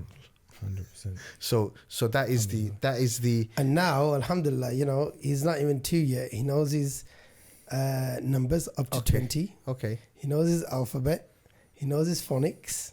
He can do 1 and 1 is 2. But it is important though, like, you know, educated woman at home, because you're not going to be at home, is very, very important. Because the thing is, brother, like, you know, I'm not saying this and that to just trying to look at my wife and my wife is this and that, bro. Like my wife, my mum used her as an example, and she's not a patan in that, yeah, to other people. Yeah. My kids go to bed at the right time. They like routine, brush their teeth and everything else. Then she gets her bags and her stuff ready in the morning. Yeah, she gets up early and everything else is done properly. And like when they need something, like, you know, they need to go to doctors or anything like that, because I'm at work all the time, I can't deal with things and that. So my mum used, and the thing is, with my missus, when she talks to the kids, she don't shout at them. She sits them down and talks to them like people. Not like, oh, get this and get that. She talks to them like, you know, in a respectful way. And seriously, is a totally different thing. And my mum used my wife as example to everyone, that like, look at her, how she is with the kids. And she's not from our culture. Yeah, she's not from our culture. You know what I mean? Big thing. It's a culture. And the thing is, like you can say about a lot of English people, some of the English people, the way that they bring the kids up and that, they do a good job, man. They do really do a good job in that. You know what we got to understand is that these people have run the world. They're not stupid people. No. I tell you something, we should be very, very grateful that we're in Great Britain. Yeah. Great Britain is great. Yeah. I tell you something, and this is what people should realize, 100%. that we are in the best country in the world. You reckon? Yes. If you was to go to Qatar tomorrow and get knocked over by a bus, if you didn't have no insurance, are they going to pick you up? You know, we knock the National Health Service. At least you still get served. I personally think this country does have good. I think it used to be good. No, but like it says that when you say Great Britain, how long would it remain great? We also have an influence of how it makes it great. If we keep on just taking, it's going to break the back. I haven't taken nothing, bro. But many every quarter. But the thing is, as a community, what we need to do. Like, our auntie comes from Pakistan, she falls ill. You know what we it throw is? in the NHS. You know what it is, brother. What a lot of us do, our Asian community, we don't treat this country as our own country. Yeah. We need to treat this our own. Tomorrow, if a war starts on this country, we have to protect it because our families are here. Look, you know what I mean? On that note, you know, we do treat this country as our country. How? We pay our taxes. You got no choice. Yeah. But if it's an optional, would we give it? Maybe. Maybe not. Well, maybe not. But it's the government that is not treating this country right. But bro, most of the countries governments are corrupt in that. But the thing is, I'm as not people, saying Pakistan is great. It's Who? not even on Pakistan. Who? Yeah. Who? Oh, Pakhtun, I said No, Pakistan. Pakistan. I said But all I'm saying that you know what Are it you is? Pakistan side or you Afghanistan? Pakistan side. Oh, he's part of us. Peshawar, then. Yeah, I Peshawar. know. Peshawar. And I was talking to a friend of mine the other day, and you know, he was saying, "Oh, the NHS is this, and you know, X, Y, and Z." Yeah, it's all great, but now being in the Middle East, your lifestyle is much better than being here. Oh, yes. Much better. Look, here technically we do pay for our NHS. What tax you pay, You pay your tax. it goes towards that, right? There's all these taxes that we pay, they go towards certain things. So technically, if you in a different country have health insurance And you don't pay that the tax, insurance, so you- and you're not paying your taxes, your lifestyle over there is far greater than what it is here now. 20 years ago, 30 years ago, yeah, it must have been a Yeah, it was a different lovely. game. But it- now, but it get- bro, but it- if but- you like, I run a business now, right? The way the businesses are, the money is sucked out of them. It's It is. unbelievable. It's crazy. It's just crazy. like There's no support why? for businesses. There's nothing. in it, yeah. There's absolutely. But nothing. do you think? What I'm going to ask you? Do you think our Asian community do treat this country like his own country? I think they do. Do you think they give How enough many to the Asian country? businesses pay their taxes? But then again, Bro, it's not a optional. lot. No. That's besides the point. It's not optional. No, besides the point. But Google a lot doesn't. of Asians, a lot of Asians own multinational businesses here. Right? They do. How many people non-Pakistani people are employed by Pakistani people? We do a lot for this country, you know. It's not just sit here and eat. No, I'm not one of those who turn around and said, well, if we pulled everything out, it wouldn't make a difference. It makes some difference. Of course it would. makes It will some make a difference. massive But I'm difference. just saying that in regards to that, what you know, you go to Qatar now, or go to the Middle East, unless you've got a certain amount of money behind you. No, you got your health insurance. But it's I'm fine. talking about that. I'm on about, would they give you nationality? See, these are the things. But this is what I'm But saying. the thing is, bro, you know what it is? Another thing I want to say to you. Do you know when you go to Dubai, how the Pakistanis get treated? Treated, there? yeah. No, because my cousin lives in Pakistan. Sorry, in Dubai. Dubai. Right, and you know what? He's been there for about 3-4 What, years now. he's gone from here, or is he From gone- here. All right, it's a totally different Right. thing. When you go from Pakistan It's different. to Dubai, see the treatment then. No. I'll tell you what. I was coming to that. Pakistanis everywhere don't help themselves. Yeah, exactly. End of story. But Yeah. that's but End but, of story. but that's Here- whether they're from Pakistan or whether they're from here. But Regardless. the thing is, you know that Regardless. mindset that a lot of them that brought from Pakistan to here, we need to change that. Our people have still got that same mentality. But how in can we Dubai or here. how can we change the Pakistani mindsets from Pakistan when we are here 4 generations on? And we still think like that. We've never been to Pakistan. We can't speak the language, That's but we what I'm still saying. have We that don't mindset. help We don't have, ourselves. you know. In Dubai, when you go to these places, and the Arabs have moved on, and now we're thinking, oh, they don't like us. Why don't they like the Indians are there? They got multinational businesses in there. They're loving life. Arabs do business with the Indians. Why don't they do business with the Pakistanis as well? Because our mentality. It's and short. Why? What is the mentality that we Because can my change? cousin, he's got Pepe's Yeah. there, and he's like, I've dealt with 4 Pakistanis, and all 4 of them gave me shafted you. a headache. Yeah. He goes, I've got Indians and Filipinos. Never ever. But they've what said is anything. that mentality that we need to don't know. pick? That we need to. But again, we you need look to at- point it out though, because we need to like. They the think thing is, they you know, are the something one. called working on yourself. Yeah, yeah. They know what I think mean? they are the one that someone's The world owes owes them them. something. Yeah. Bro, you come here, you agreed to the terms, work, go home. No, but the thing that's is it because our people just think for themselves? Yes, nafsi, yeah, nafsi. they do. They think for It's themselves. just about themselves. And another thing, we talked about this before. You know, one thing I don't like, and we talked about it off camera, that with our people, what we do, if we want to get success, we'll step on our own to reach to the top. Yeah. That's the thing that we do. Yeah. What we need to do is when we go into the top, we need to bring others up with us. 100%. And that's mindset we need to change. But we're afraid that the one that you pick to the top, you may overtake you. But That's if what it we're afraid of. overtake you, Allah gave him that success and that's Exactly. it. You know That's what I his mean? risk rate. But how there is- much do you really want to eat? How many I don't houses know. can you live in? But this How is many the cars thing. can you drive? The thing is, it comes to any type of sports and stuff or anything like that, they want to put someone down. If a brother is doing good, talk good about them, because end of the day, we need to support each other. Like they say, what you want for yourself, you want Love for your brother. You know what I mean? Look now in bodybuilding. Yeah. Right? Someone's getting prepared Benching. for a show. Okay, it's not a natural show. Fine. It still takes A lot of work, yeah. dedication, discipline, nights, days. It's still work, regardless if you're on gear or not.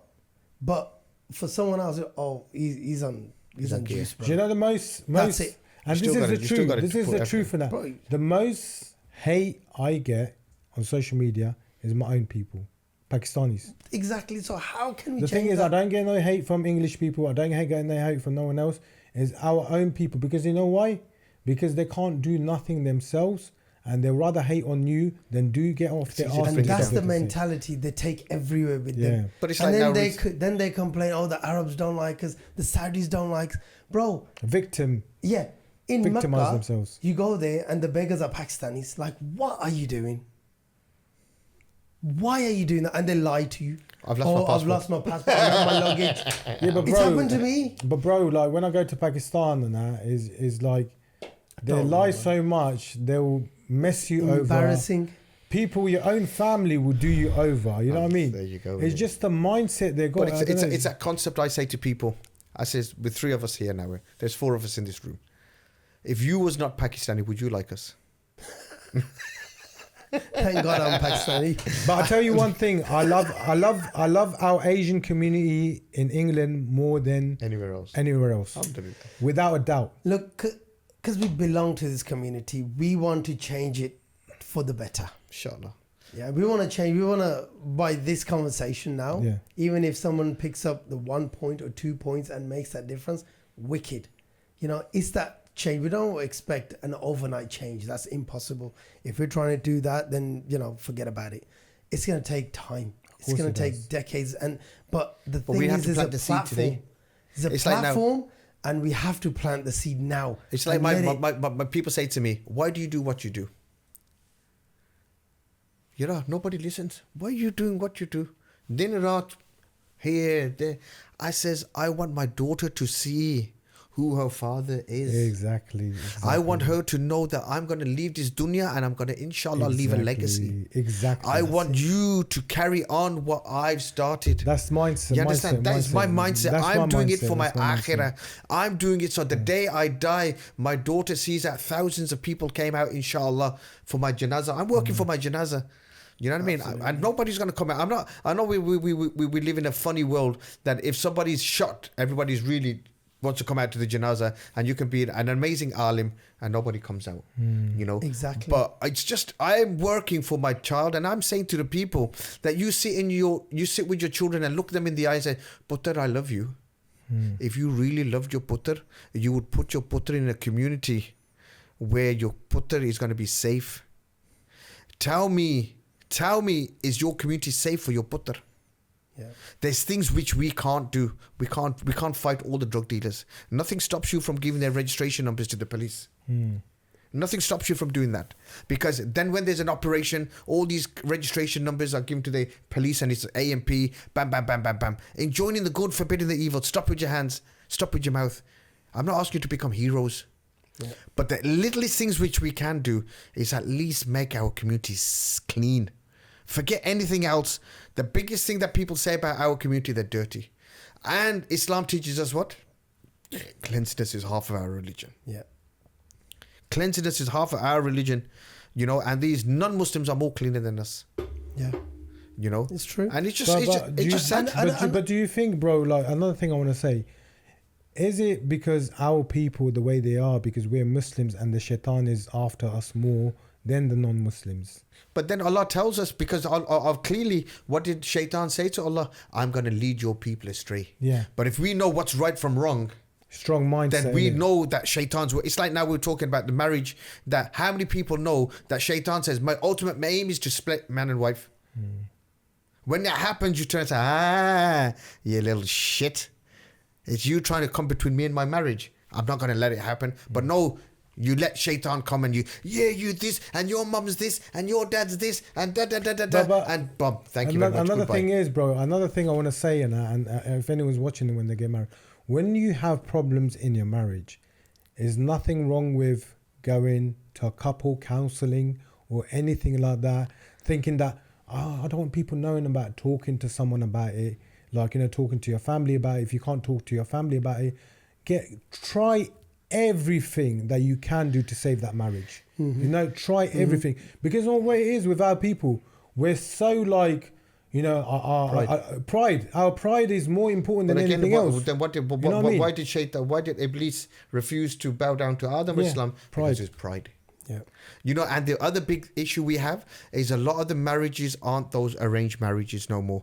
My auntie's daughter, or my first cousin, or so you Not anymore. You can try and keep that, try and fix it, because you say we have family ties. Now you think, I don't like the mother-in-law anyway, or don't like her anyway. So I've got no love lost. If we break up tomorrow, we're never going to see him again. So this is another reason why people feel that I don't need to make it work. But again, we see it, and I've been there, I've done it, I've gone through that, and I'm speaking from experience. Yeah. I'm speaking from experience that our sisters, life, and our brothers as well. It's not a Bollywood movie. We need to really realize that after 3 hours, the Bollywood movie finishes. Oh, yeah. After 10 hours, your movie just starts. Bro, Exactly. the time you have to give in to a good marriage, especially like me, because my wife is English, the time I had to put in to become a better person myself, to be a great example for her, is very, very important. The time you have to put into a marriage. And bro, when you have a good relationship, a good peaceful home, is nothing better than that in life. You know what I mean? When you come home from a hard day work, and you come home, you walk through the door, and your wife goes... I've seen in your videos, your wife gives you the children. That's the other side. Hang on a second. Oh, right. Yeah. The thing is, you know what? The peace at home is very, very important, bro. The peace at home, like I say to a lot of people, this is very important. That with happy wife, happy life. Happy wife, happy life.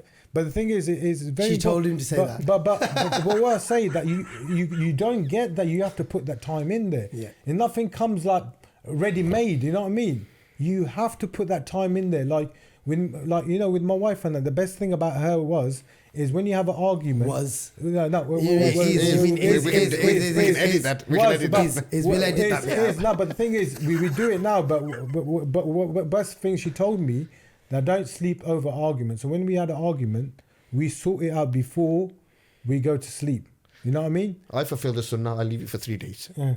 But the thing is, you can pass away the 3 days in it. So the thing is, then she will think that he died from a broken heart. I leave it. You know what? I leave for 3 days. I think, I got 3 days gap. Yeah, but the thing is, you know what it is? I sleep for 3 days. You know what? With us Asian, we're really stubborn, especially with our men. And I'm a very stubborn person, and I just can't be asked, man. Yeah. I just crack on with it. If they had a little argument here and there, it's just like literally I think sometimes nothing making up some. Honestly, if you never have an argument, then there's something not right in your marriage. No. You have to. Those things is what brings you closer, man. No, you do. You do, know what because I mean? the thing And is, making up is sometimes the best thing about an You have to argument. understand, you're both from different worlds and that. You know what I mean? You're different lifestyles and that. Of course, you're gonna have misunderstanding, disagreements, and everything else. Then you're gonna work on that. We've been married for 11 years now. Alhamdulillah, we came to a place that we understand each other. And the thing is, but it's taken us a long time to get where we are. But Allah says it doesn't happen overnight. Allah says that the woman is made from the bent rib. Don't try straightening it, because straightening it would lead into divorce. You know what I mean? So Allah has told us all these things, and again, we need to apply Allah into our lives. We need to bring Allah into our lives. We've got to know the basics. 100%. We need to bring these But basics 100%, like I say, I think we need to do that course thing for people. Before marriage, they need to do a husband-wife rights in Islam before they get married. You know what I mean? But the Imam should turn around and ask and say, have you done the degree for the marriage? Yeah, no. yeah. You cannot get married. Show us the certificate. Yeah, that's it. Wallahi, I tell you something, we can sort out. If they can't do that, they can come here and I'll give them counselling on camera. But that's what I feel. I feel that people do need that. People need to understand. Yeah, but I think it's a big thing because there's loads of divorces and it's madness. And the thing is, you know what it is? It's not that the kids suffer, and when the kids grow up, they're kind of going to go through the same cycle. They And think the it's cycle keeps normal. on going to keep on control, repeating. continue. So we need to put a stop to a cycle and find out where we're going wrong. Shall we to set up a fix course, it. me and you? Huh? I'm up for it, bro. I'm up for it, man. I feel it's very, very, very. FitPod marriages. FitPod marriage Us courses. three and the couple. FitPod marriage courses. Now the thing is, I think someone needs to I think it needs to be like a. FitMag. We call it It needs FitMag. to, they need to go through, then do a test. Yeah. Yeah. They need to We go call it through it. Do a FitMag. test. And again, people Certification. may think that this is, and I feel for the men as well, it's very, very, very important that they become domesticated as well. It's not just a woman's job. You know what I mean? But a lot of the women today can't cook. And that also causes a lot of issues. My wife ain't the best. Well, to be fair, my Well, wife don't you- couldn't, you- but now she's all right. Basically, my wife cooks what I eat. I don't eat roti, so I don't. Same as Sultan. me. You're a Bro, Sultan. bro, pepper. my wife- You're a happy, Sultan. bro. But my pepper. wife didn't know how to cook, and she learned to cook for me.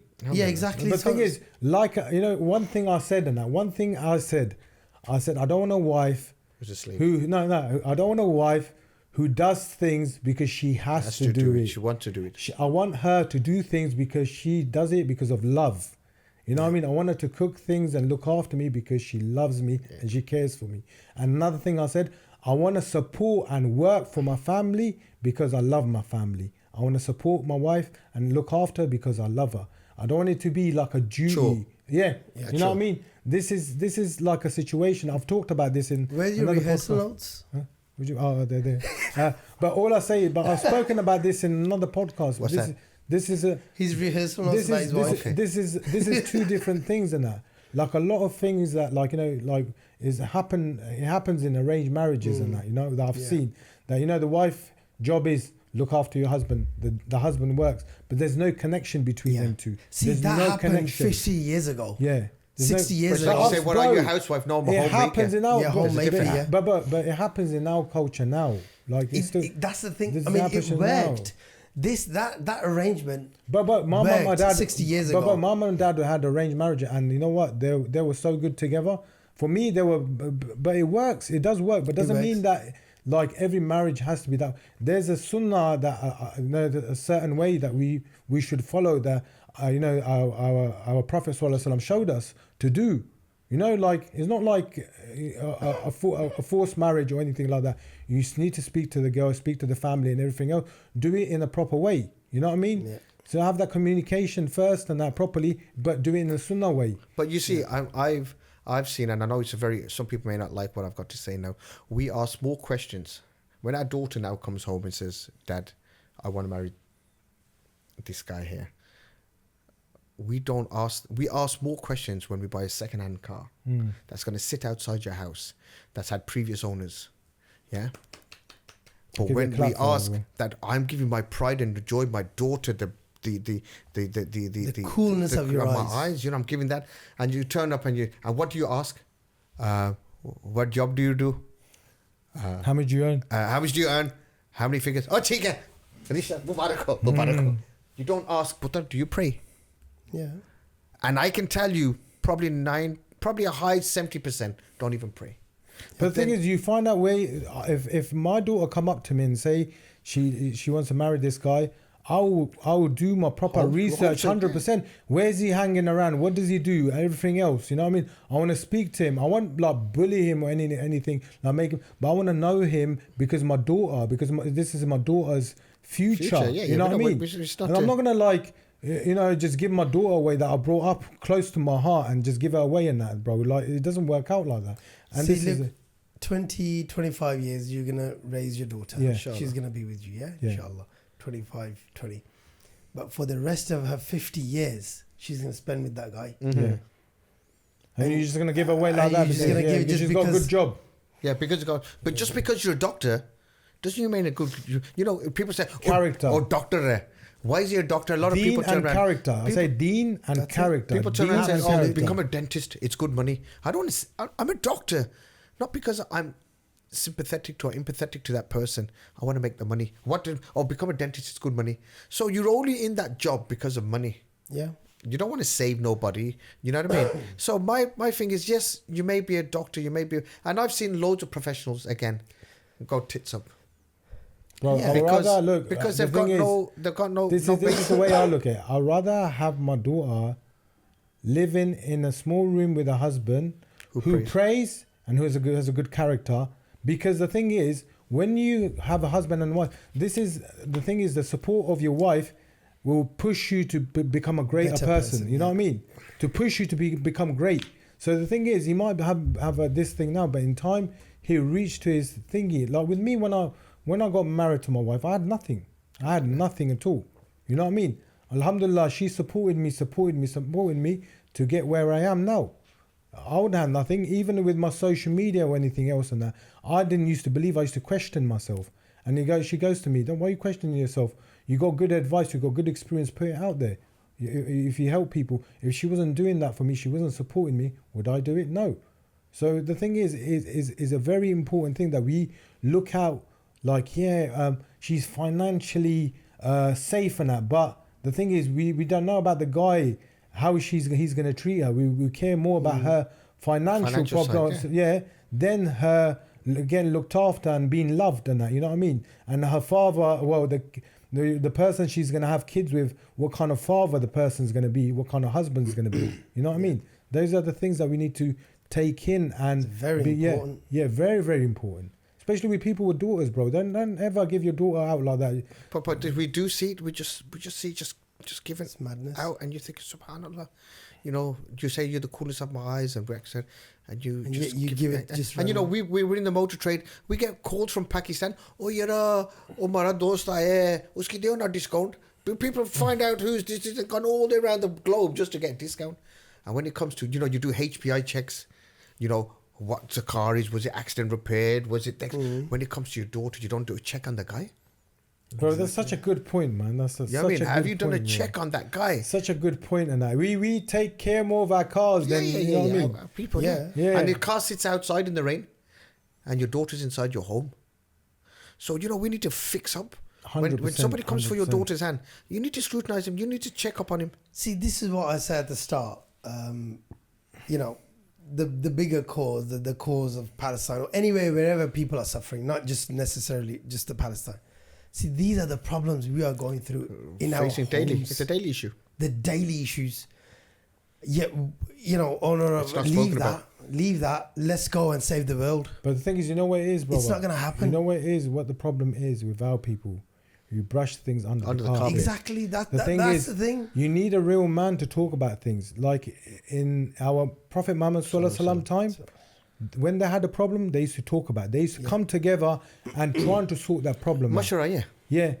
So the thing is, we need to do that more because everyone's really, I'm too embarrassed to talk about. Bro, I make advice videos in Pashto to people. And you know what? It helps them out a lot. And I get a lot of brothers come up to me. I didn't know this. I didn't know this. I didn't know this. I didn't know this. You know what I mean? So the thing is, as a Muslim, this is our job. If you have some type of advice, give it to people. Were you going to take it to your grave? No, don't take it to your grave. Give it to people. If 1,000 people watch it and one person gets the advice, you've done your job. You know what I mean? Absolutely. A lot of people don't want to give advice. I'm too embarrassed. I'm too this. I'm too that. Again, it's about pride again, isn't it? It's about pride. Shaitan gets the better of you thinking, you know, or how do I reach out? Like I says, I've been there myself. I'm the type of guy, I speak about my problems. I never bottle my problems up. I got a problem, I'll speak to you. You can think whatever you want. I've got it off my chest. If you bottle it and hence the reason why we got mental health issues in our community. 100%.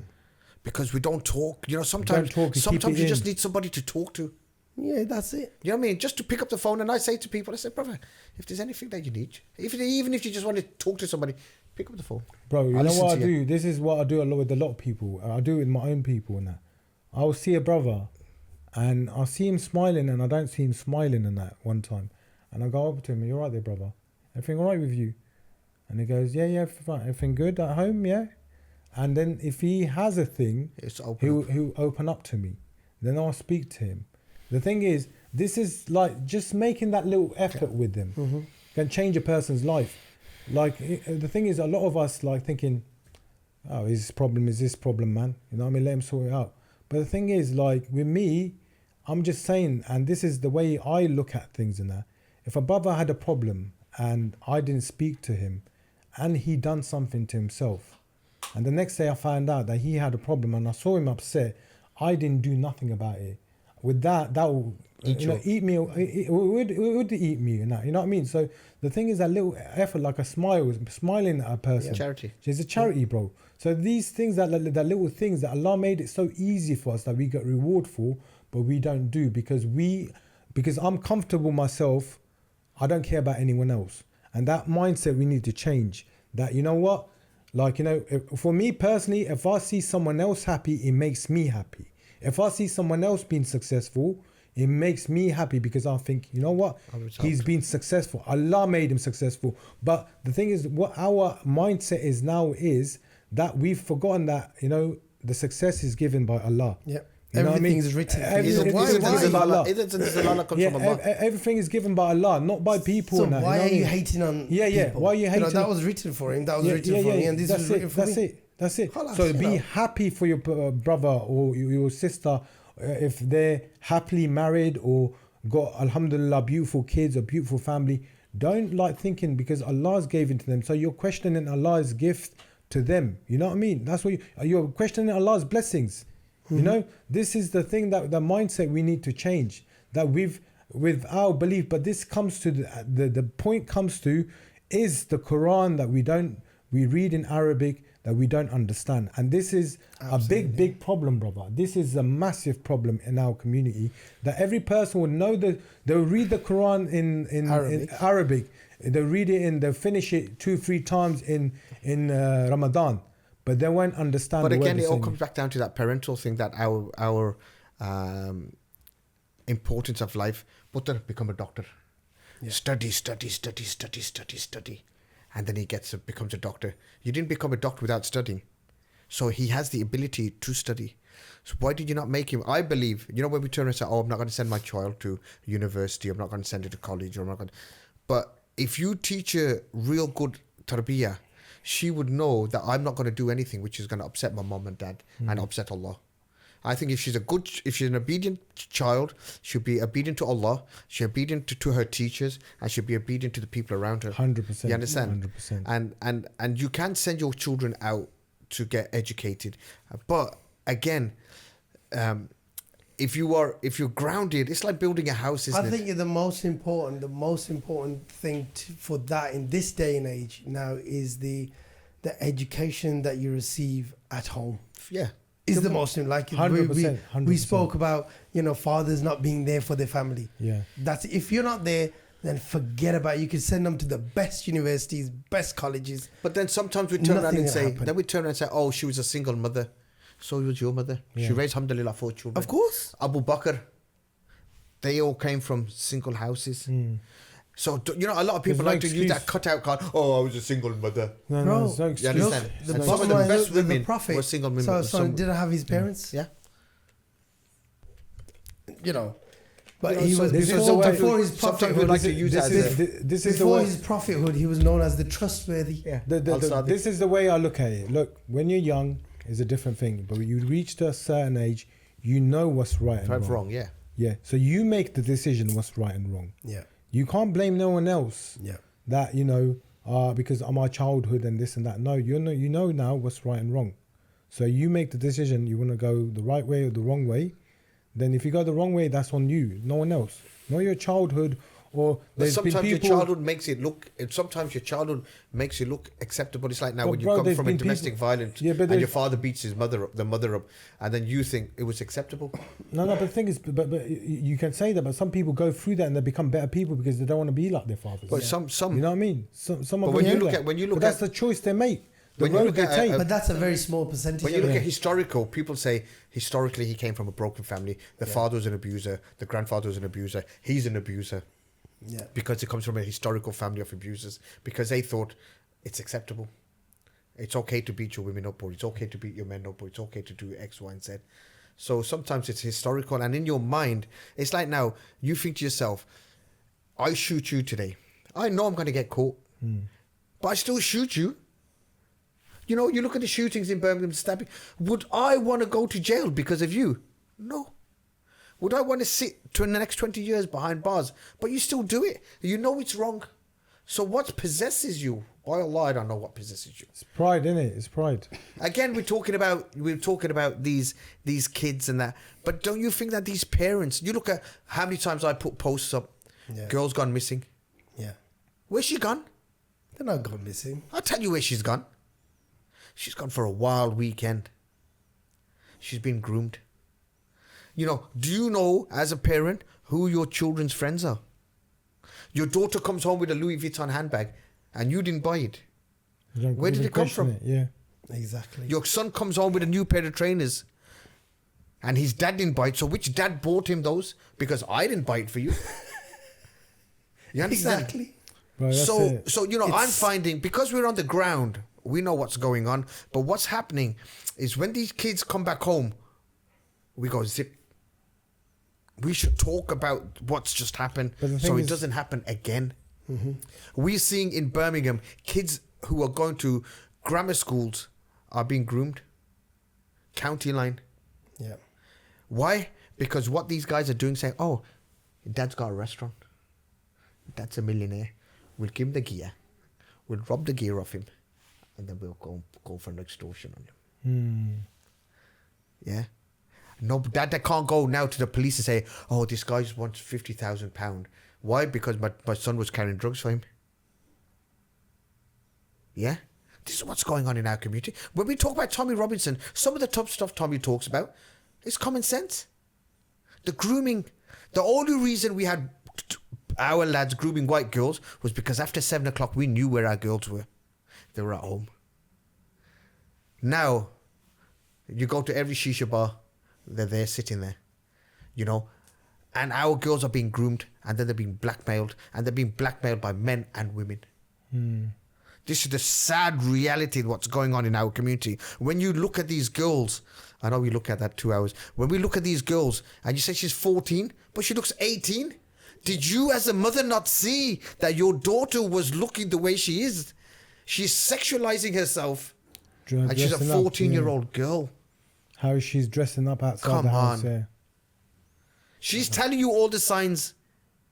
She's giving you all the signs that from the way that she wears her clothes to the way that she plucks her eyebrows to the way she paints her face. You're going for an education, not for a beauty contest. But bro, Yeah. what was I going to say? Do you think this reason behind this is because the parents are too selfish about themselves? Yeah, 100%. But again, some of it is about, some of it is that they're not getting their father's love. So some man gives you some love. So somebody else, it's like you said, absence fathers. That what do they say?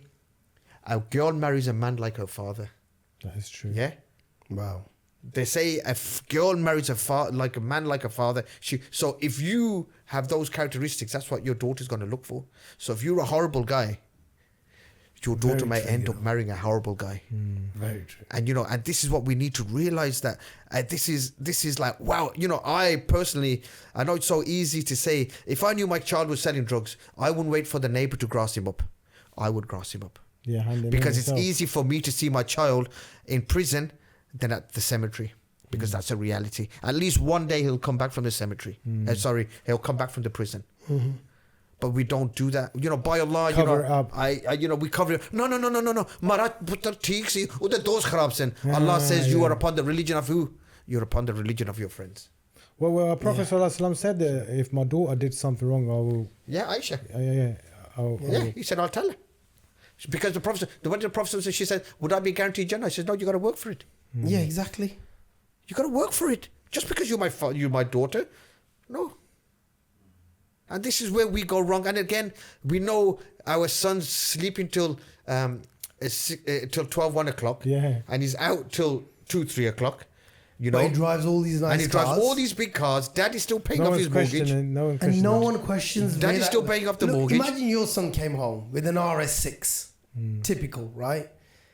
Wouldn't you say like, what do you do? That's a $150,000. No, then you say to them that, oh, I need a kitchen. And you say, I need a kitchen. So he'll put the kitchen, so I won't question him now. And then you say, Agle saal main hajj de jasa. Another thing I wanted to talk about is like, it's a very, very touchy topic. It is a touchy topic. It's basically like people who sell alcohol in the establishments and then give charity. but then, oh, mashallah, he's doing really well now. He used to do drugs or he used to sell alcohol, but now he doesn't do it. He does a lot of charity work, and he's got this, that, the other.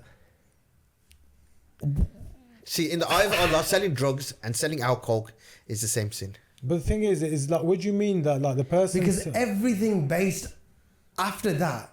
So the person, you're saying that the person sells alcohol, but he gives money to charity. Yeah. So anything to do with that alcohol, that earning that you've made from that alcohol, you can't even give it to charity. Allah says, "What is but the thing is, it won't be counted as charity, would it? It won't be counted as anything you anything, just say you've done that. But the thing you didn't get no reward. But this is another thing in that. He's doing it. What was he doing it for? Trying to make himself look good, isn't it? Yeah. Yeah, but because he knows the rules. Now that I've done it for 5 years, I've made my money. I've started something else. Fresh. I don't do alcohol anymore. But it was from that money. But now I'm doing the charity. You try to whitewash. You see, a lot of these big businesses around here all started like that. A lot of, and then at the end of the day, if you repented, Allah says, "I'll forgive you for everything other than shirk." Yeah. So if you've done your did and you were in your jahiliyyah and you did it, then I would say that okay, if you turn around and said, if you went in with the intention, saying, you know what, God, give me 6 months, let me make 2 mil and I'll give it up, and I've made my 2 mil. No. But if you was in there, you jahil and you were in your stupidity. Yeah, everyone makes mistakes. In this day and age, with all the knowledge around you. Yeah, we know it's wrong. But the shaitan gets the better of you, but the thing is, the reason Allah made forgiveness so easy is because of this reason. Yeah, but then you have to, there's certain guidelines to that as well. Yeah. No one, as a Muslim, you tell me, as a Muslim, you didn't know. How many masjids is not allowed. How many masjids take loans out? You know that. Yeah, but the thing is, what it is like. How many masjids take loans out? No, but no, of course. You know what I mean, brother. What I say with that situation, look, like people are in different stages in Islam, innit? You know what I mean? If you're weaker with the deen and that, then when you come to the stronger part, then you might change yourself. But Allah understands us more than anything else. So I won't look at a person and say, "Oh, this person done this," because I would never judge, because that's between him and Allah. You know what I mean? No, that's fine. Yeah, that's the whole I thing. I understand that bit. Because Allah might have forgiven him for what he's done, and he might ask for forgiveness, or maybe he's gone through certain things, because you don't know about his whole life. So I will say that it's good what he's doing. You know what I mean? That's why I say it's a bit of a sticky. It's like when the Sahabas went to kill the guy, and he took the Shahada, and the Prophet ﷺ, and he still killed him. Yeah. And he went back and he said to the Prophet ﷺ, he says, "But did you know what was in his heart?" Yeah. That's the thing. That's the way I use that as an example in that. So every time when someone says anything like that, I will never ever judge anyone and say that this person is this, because I just think that's between them and Allah. And the thing is, as human beings, we are weak. We have 100%. We have shaitan, and that's why Allah made forgiveness so easy. And Allah made forgiveness so easy. So he might look like a sinner to you because you've seen him doing the sin, but between that time, Allah might have forgiven him for that sin. You know what I mean? So because it's like, again, it says that if you see a guy with alcohol, say, "May have spilled on him." Yeah, make an excuse. It says you make an excuse. Say, "Somebody may have spilled it on him." Yeah. Not that he's intoxicated. You hide the sin. Yeah, you hide the sin. Yeah, you make excuses. You make it. Well, is it 79? But it's So it's.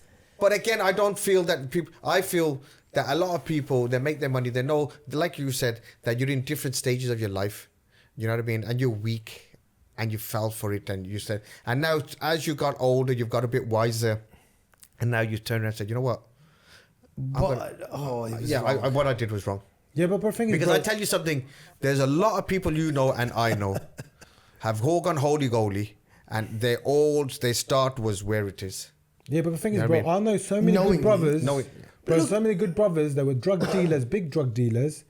And they've changed their life so much, and they've changed other people's lives. Because Nasser would turn around and say, "You know what? Give it all up and start again." That's what you're saying. I was just about to say. That's what you're saying. The only way, say, if you repented, right, fine, you didn't know or whatever it was, you have to get rid of all of that money and start again. But haram money, I think it just doesn't stay anyway.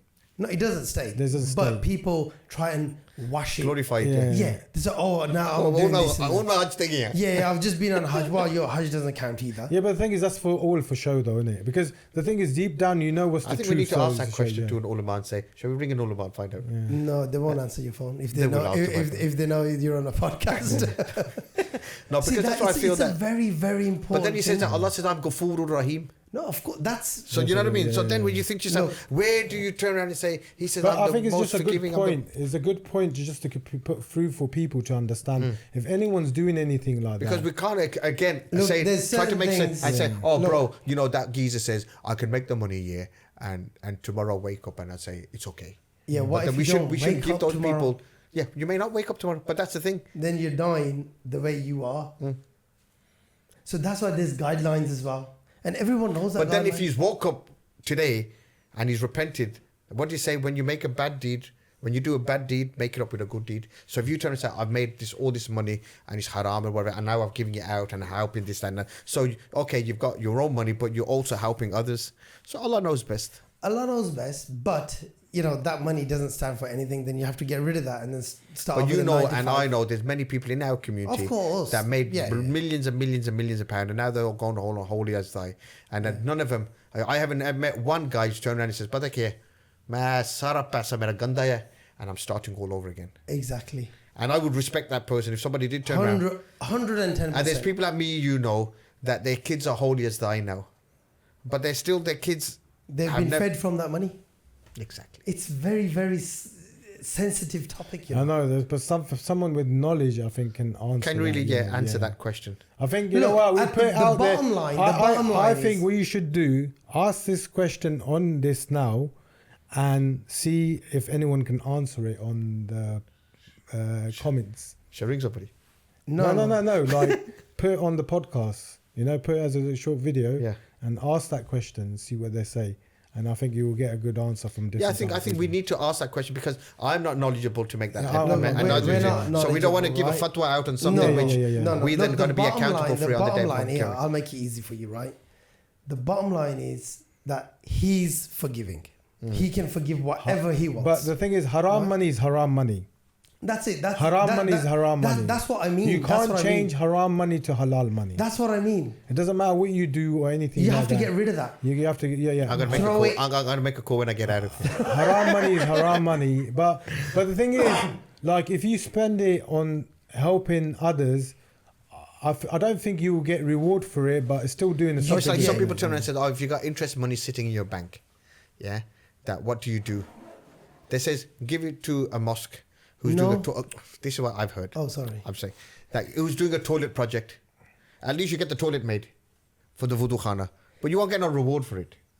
Yeah, you But won't get that no money reward for it. at It's- least assisted spent- doing yeah, something. yeah, You didn't yeah. get no reward for it. It's not you turn and say, well, I gave him that money and now every time somebody makes wudu, I'll get a percentage of that. But at least you assisted towards it. Otherwise, you probably could have gone and given it to the dog's home, which wouldn't have better anything. But You sometimes understand? it comes to humanity as well, isn't it? Like humanity. Look, there's a can lot of just help things people. that are, I think that you I have remember- to account for in this situation.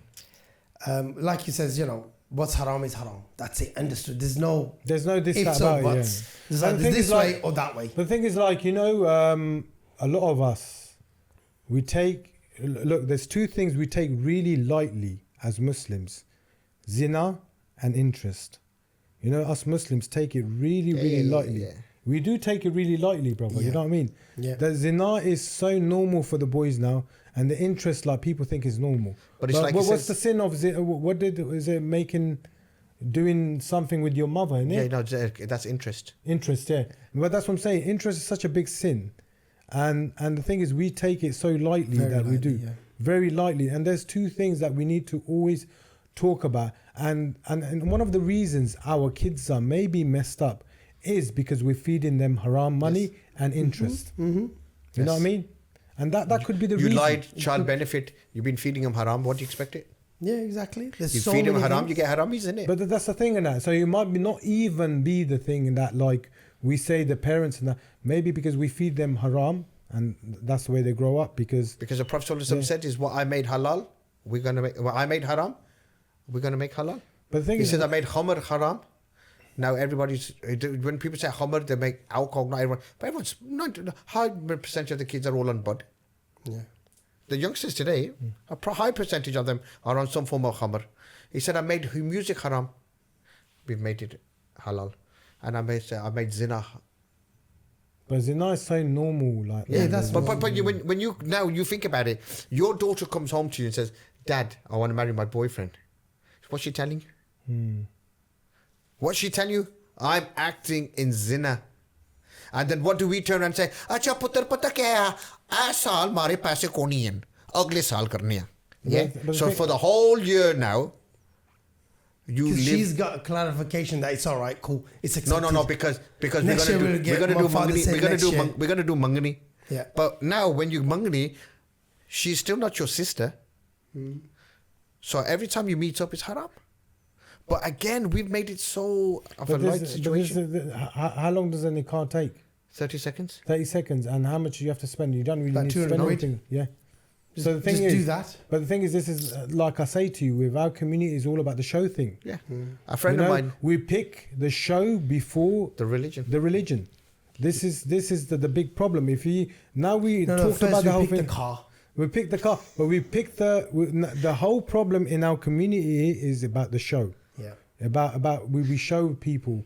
Like the thing is, like you said, if your daughter comes to you, I got a boyfriend and I'm married, and we do it next year because we want to make a big show out of it. If your daughter said no, we do the nikah now straight away because I know about this. Allah's going to pull me up about this. You know what I mean? Because I know about it. But no, this is all about the show, isn't it? So the thing is all about the show. Everything with our community, the problem is about a show. And then when it comes to the kids, it's about the father not being there and they're father not and the mother, both father, mother. Yeah. The communication is not there. Yeah. Like nowadays, I say the parents need to be the best friends of the kids because the kids can come to them for any problem. Advice, Don't talk to me about that. Don't show me respect. No, don't talk to me like that. If they have a problem at home, if they come up to you, say, Mum or Dad, I like this guy or I like this girl, you speak to him in a way that you should. I don't want to. Who they're going to talk to? Exactly. You know what I mean? Who they're going to talk to? So the thing is, this is the whole thing that we need to do. And then it comes to haram money as well. If we're feeding our kids haram money, what do you think? They're going to become halal kids. If our nikahs and everything is done haram, what would you think? You're going to have a successful marriage. You know what I mean? This is the whole thing that we do, but the whole thing comes to the show. Everything is about the show. Back to my it ends up being a shit show, isn't it? I had a friend of mine, his son is studying in De Montfort, and he met a girl, and she's also studying medicine. As soon as they told the parents, done. He says, if you can be boyfriend and girlfriend and study, you can get married and be studied. Yeah, exactly. That's it. At the end of the day, she still lives at her family house. Yeah, she's got no headache. If you want to see her, you can see her. Her daughter. And that's the best. And that was the best wedding I went to. And there was only about 20 people there. But that's the best way. Allah made the nikah so easy. It's such an easy thing to do, but we don't want to do it because we want to make a big show out of it. Yeah, because the Prophet ﷺ also said again, he says there's 3 things in life you don't delay. You don't delay your janazah. Oh, Mara Chacha ere Pakistan, wait for the janazah. Yeah? Yeah. Salah. Take him over there. Oh, I got 5 minutes left for Maghrib. I'll pray it. And your nikah. Don't delay it. Oh, we do it next year because I can't get a wedding hall. Or my photographer is not available. Unbelievable. That's you know what? That's a good thing to take in, man. Seriously, that is. You understand? And I think on that note, we're gonna call you. What I was thinking, what you should do with this is because we spoke about so many things. Instead of doing a 2.5 hour thing, break it into different episodes. Episodes no, about it's just gonna the be drugs. clips, different clips, episodes about that. Episodes about we'll the have wedding. the one full episode, and then it'll have segments, different clips, 10-15 minute clips and stuff. Yeah, because I think because it's 2 hours and 30. Yeah, no one's gonna sit here. Bro, I think it'll be like a Bollywood movie. And I'm gonna put an and there's no rain and there's no singing. We're gonna call it 1, 2, 3 episodes. I think no, not there. We're just gonna have one full, and then the main topics. Main topics. That's what I was just thinking. That break it into part 1, part 2. Because then, if somebody wants to watch the whole thing, they've got the whole thing. But they can do. It could be like an article. Part 1, part 2. Click for the next one. Click for the next one. Click. For I don't think anybody wants to sit here and watch you more than 3 parts, mate. No, because we spoke about a lot of stuff. You understand? And it's real talk, bro. It is, and that's what it's all about. And hopefully, inshallah, helps a lot of people. And this is what it's all about. That's what Helps it a lot is. of people. The thing is, bro, is taking the first step. We're not trying to cuss anyone or bring anyone down. Reality, innit? We just want to improve everyone. We're just trying to help out. With nothing bro, here, everyone has to wrong. do their bit, bro. Everyone has to do their bit. Yeah. Exactly. Us lot sitting here, we're doing our bit. Yeah. Us lot talking here, Allah has given us the ability, maybe, to send this message out so people can listen and take some advice from it and take some heat from it. And the thing is, bro, like, first of all, I want to say I'm not perfect. No, I'm not perfect. Are you perfect? No perfect. No one's perfect. Apart from your beard. Yeah, your beard's perfect. But we're not about the rest. Yeah, just like say, they say that choli ke piche Just give you advice, brother. Next time, please, don't walk like that, okay? Yeah. Oh, that's being Pakistani, innit? You know, I was like, yo. Yeah, don't walk like this. You see, no one walks like people that. getting slapped. Yeah. But yeah, boys, on that note, I think it's piss been, off, I want to go home. It's been very nice. I need to go eat, man. I know, man. I think my family's waiting another thing. SubhanAllah. My wife's probably calling me. Oh, she's left me. My wife's called me already. She left me. And on that note, boys, I think it's been very, very, very, very informative. And I hope, the thing is, like I says, it's not cussing anyone or bringing anyone down. It's just making certain things we need to make it aware. Still recording. Yeah. And hope someone takes the positive note of. I honestly believe our community, there's, like you say that, when you look at the top of the river or the sea, you see all the froth, all the crap. But when you look down, it's got all the pearls and the jewels. 100%. And I believe our community has the jewels. Yeah, we have to go down and get them. And we need those people. Because when I went out on my election campaign, I met a lot of good people. But there's a lot of beautiful but they people. don't have a say. No doubt. There are a lot of beautiful people. And those are the people that we need to be bringing out. Need to come up. Yeah, those are the people that we need to bring out. Because we got the bros and just the waste of time. The thing is, bro, what I say, like I said about when someone passes away, when someone has a problem, how our community gets together. Our community is a beautiful community. Yeah, there's few problems that we got that we need to sort out, but that's comes to the culture and everything else. Yeah, but we can sort that out. That's not. Unfortunately, you know what I mean. But our community, especially in England, I think our Asian community is a beautiful community. Yeah, it's a very beautiful community. Yeah, we have our issues, but we are really close compared to Pakistan. I will 100% pick our community. The reason we're in the midst is because we don't have leadership. Sorry? What have you got? A hearing aid. Because he's got someone speaking to him. I think it's the MI5 that listening to us. No, it's bloody. I'm deaf. If I took it out, I'll be saying what Imams said, innit? You say, I've always had an issue with the ear, and when I started doing a lot of public stuff, I couldn't hear anything. Sometimes you miss something, and it just reminded me of Imam al-Haq when he says, "Oh, congratulations on the birth of your child." Yes, and the boys did well. It was a joint effort. I remember I was with Nasser from Unity FM, and he was, and you know Nasser from Unity FM, he speaks very quiet, and he's talking to me on the radio like this, and he's asking me questions, and I'm just saying yes. You say, huh? Yeah. Huh? What? And I just kept on saying yes, and I thought, you know what? I need to go and get it checked. Boys, thank you very much for your time. Take care. Thank you.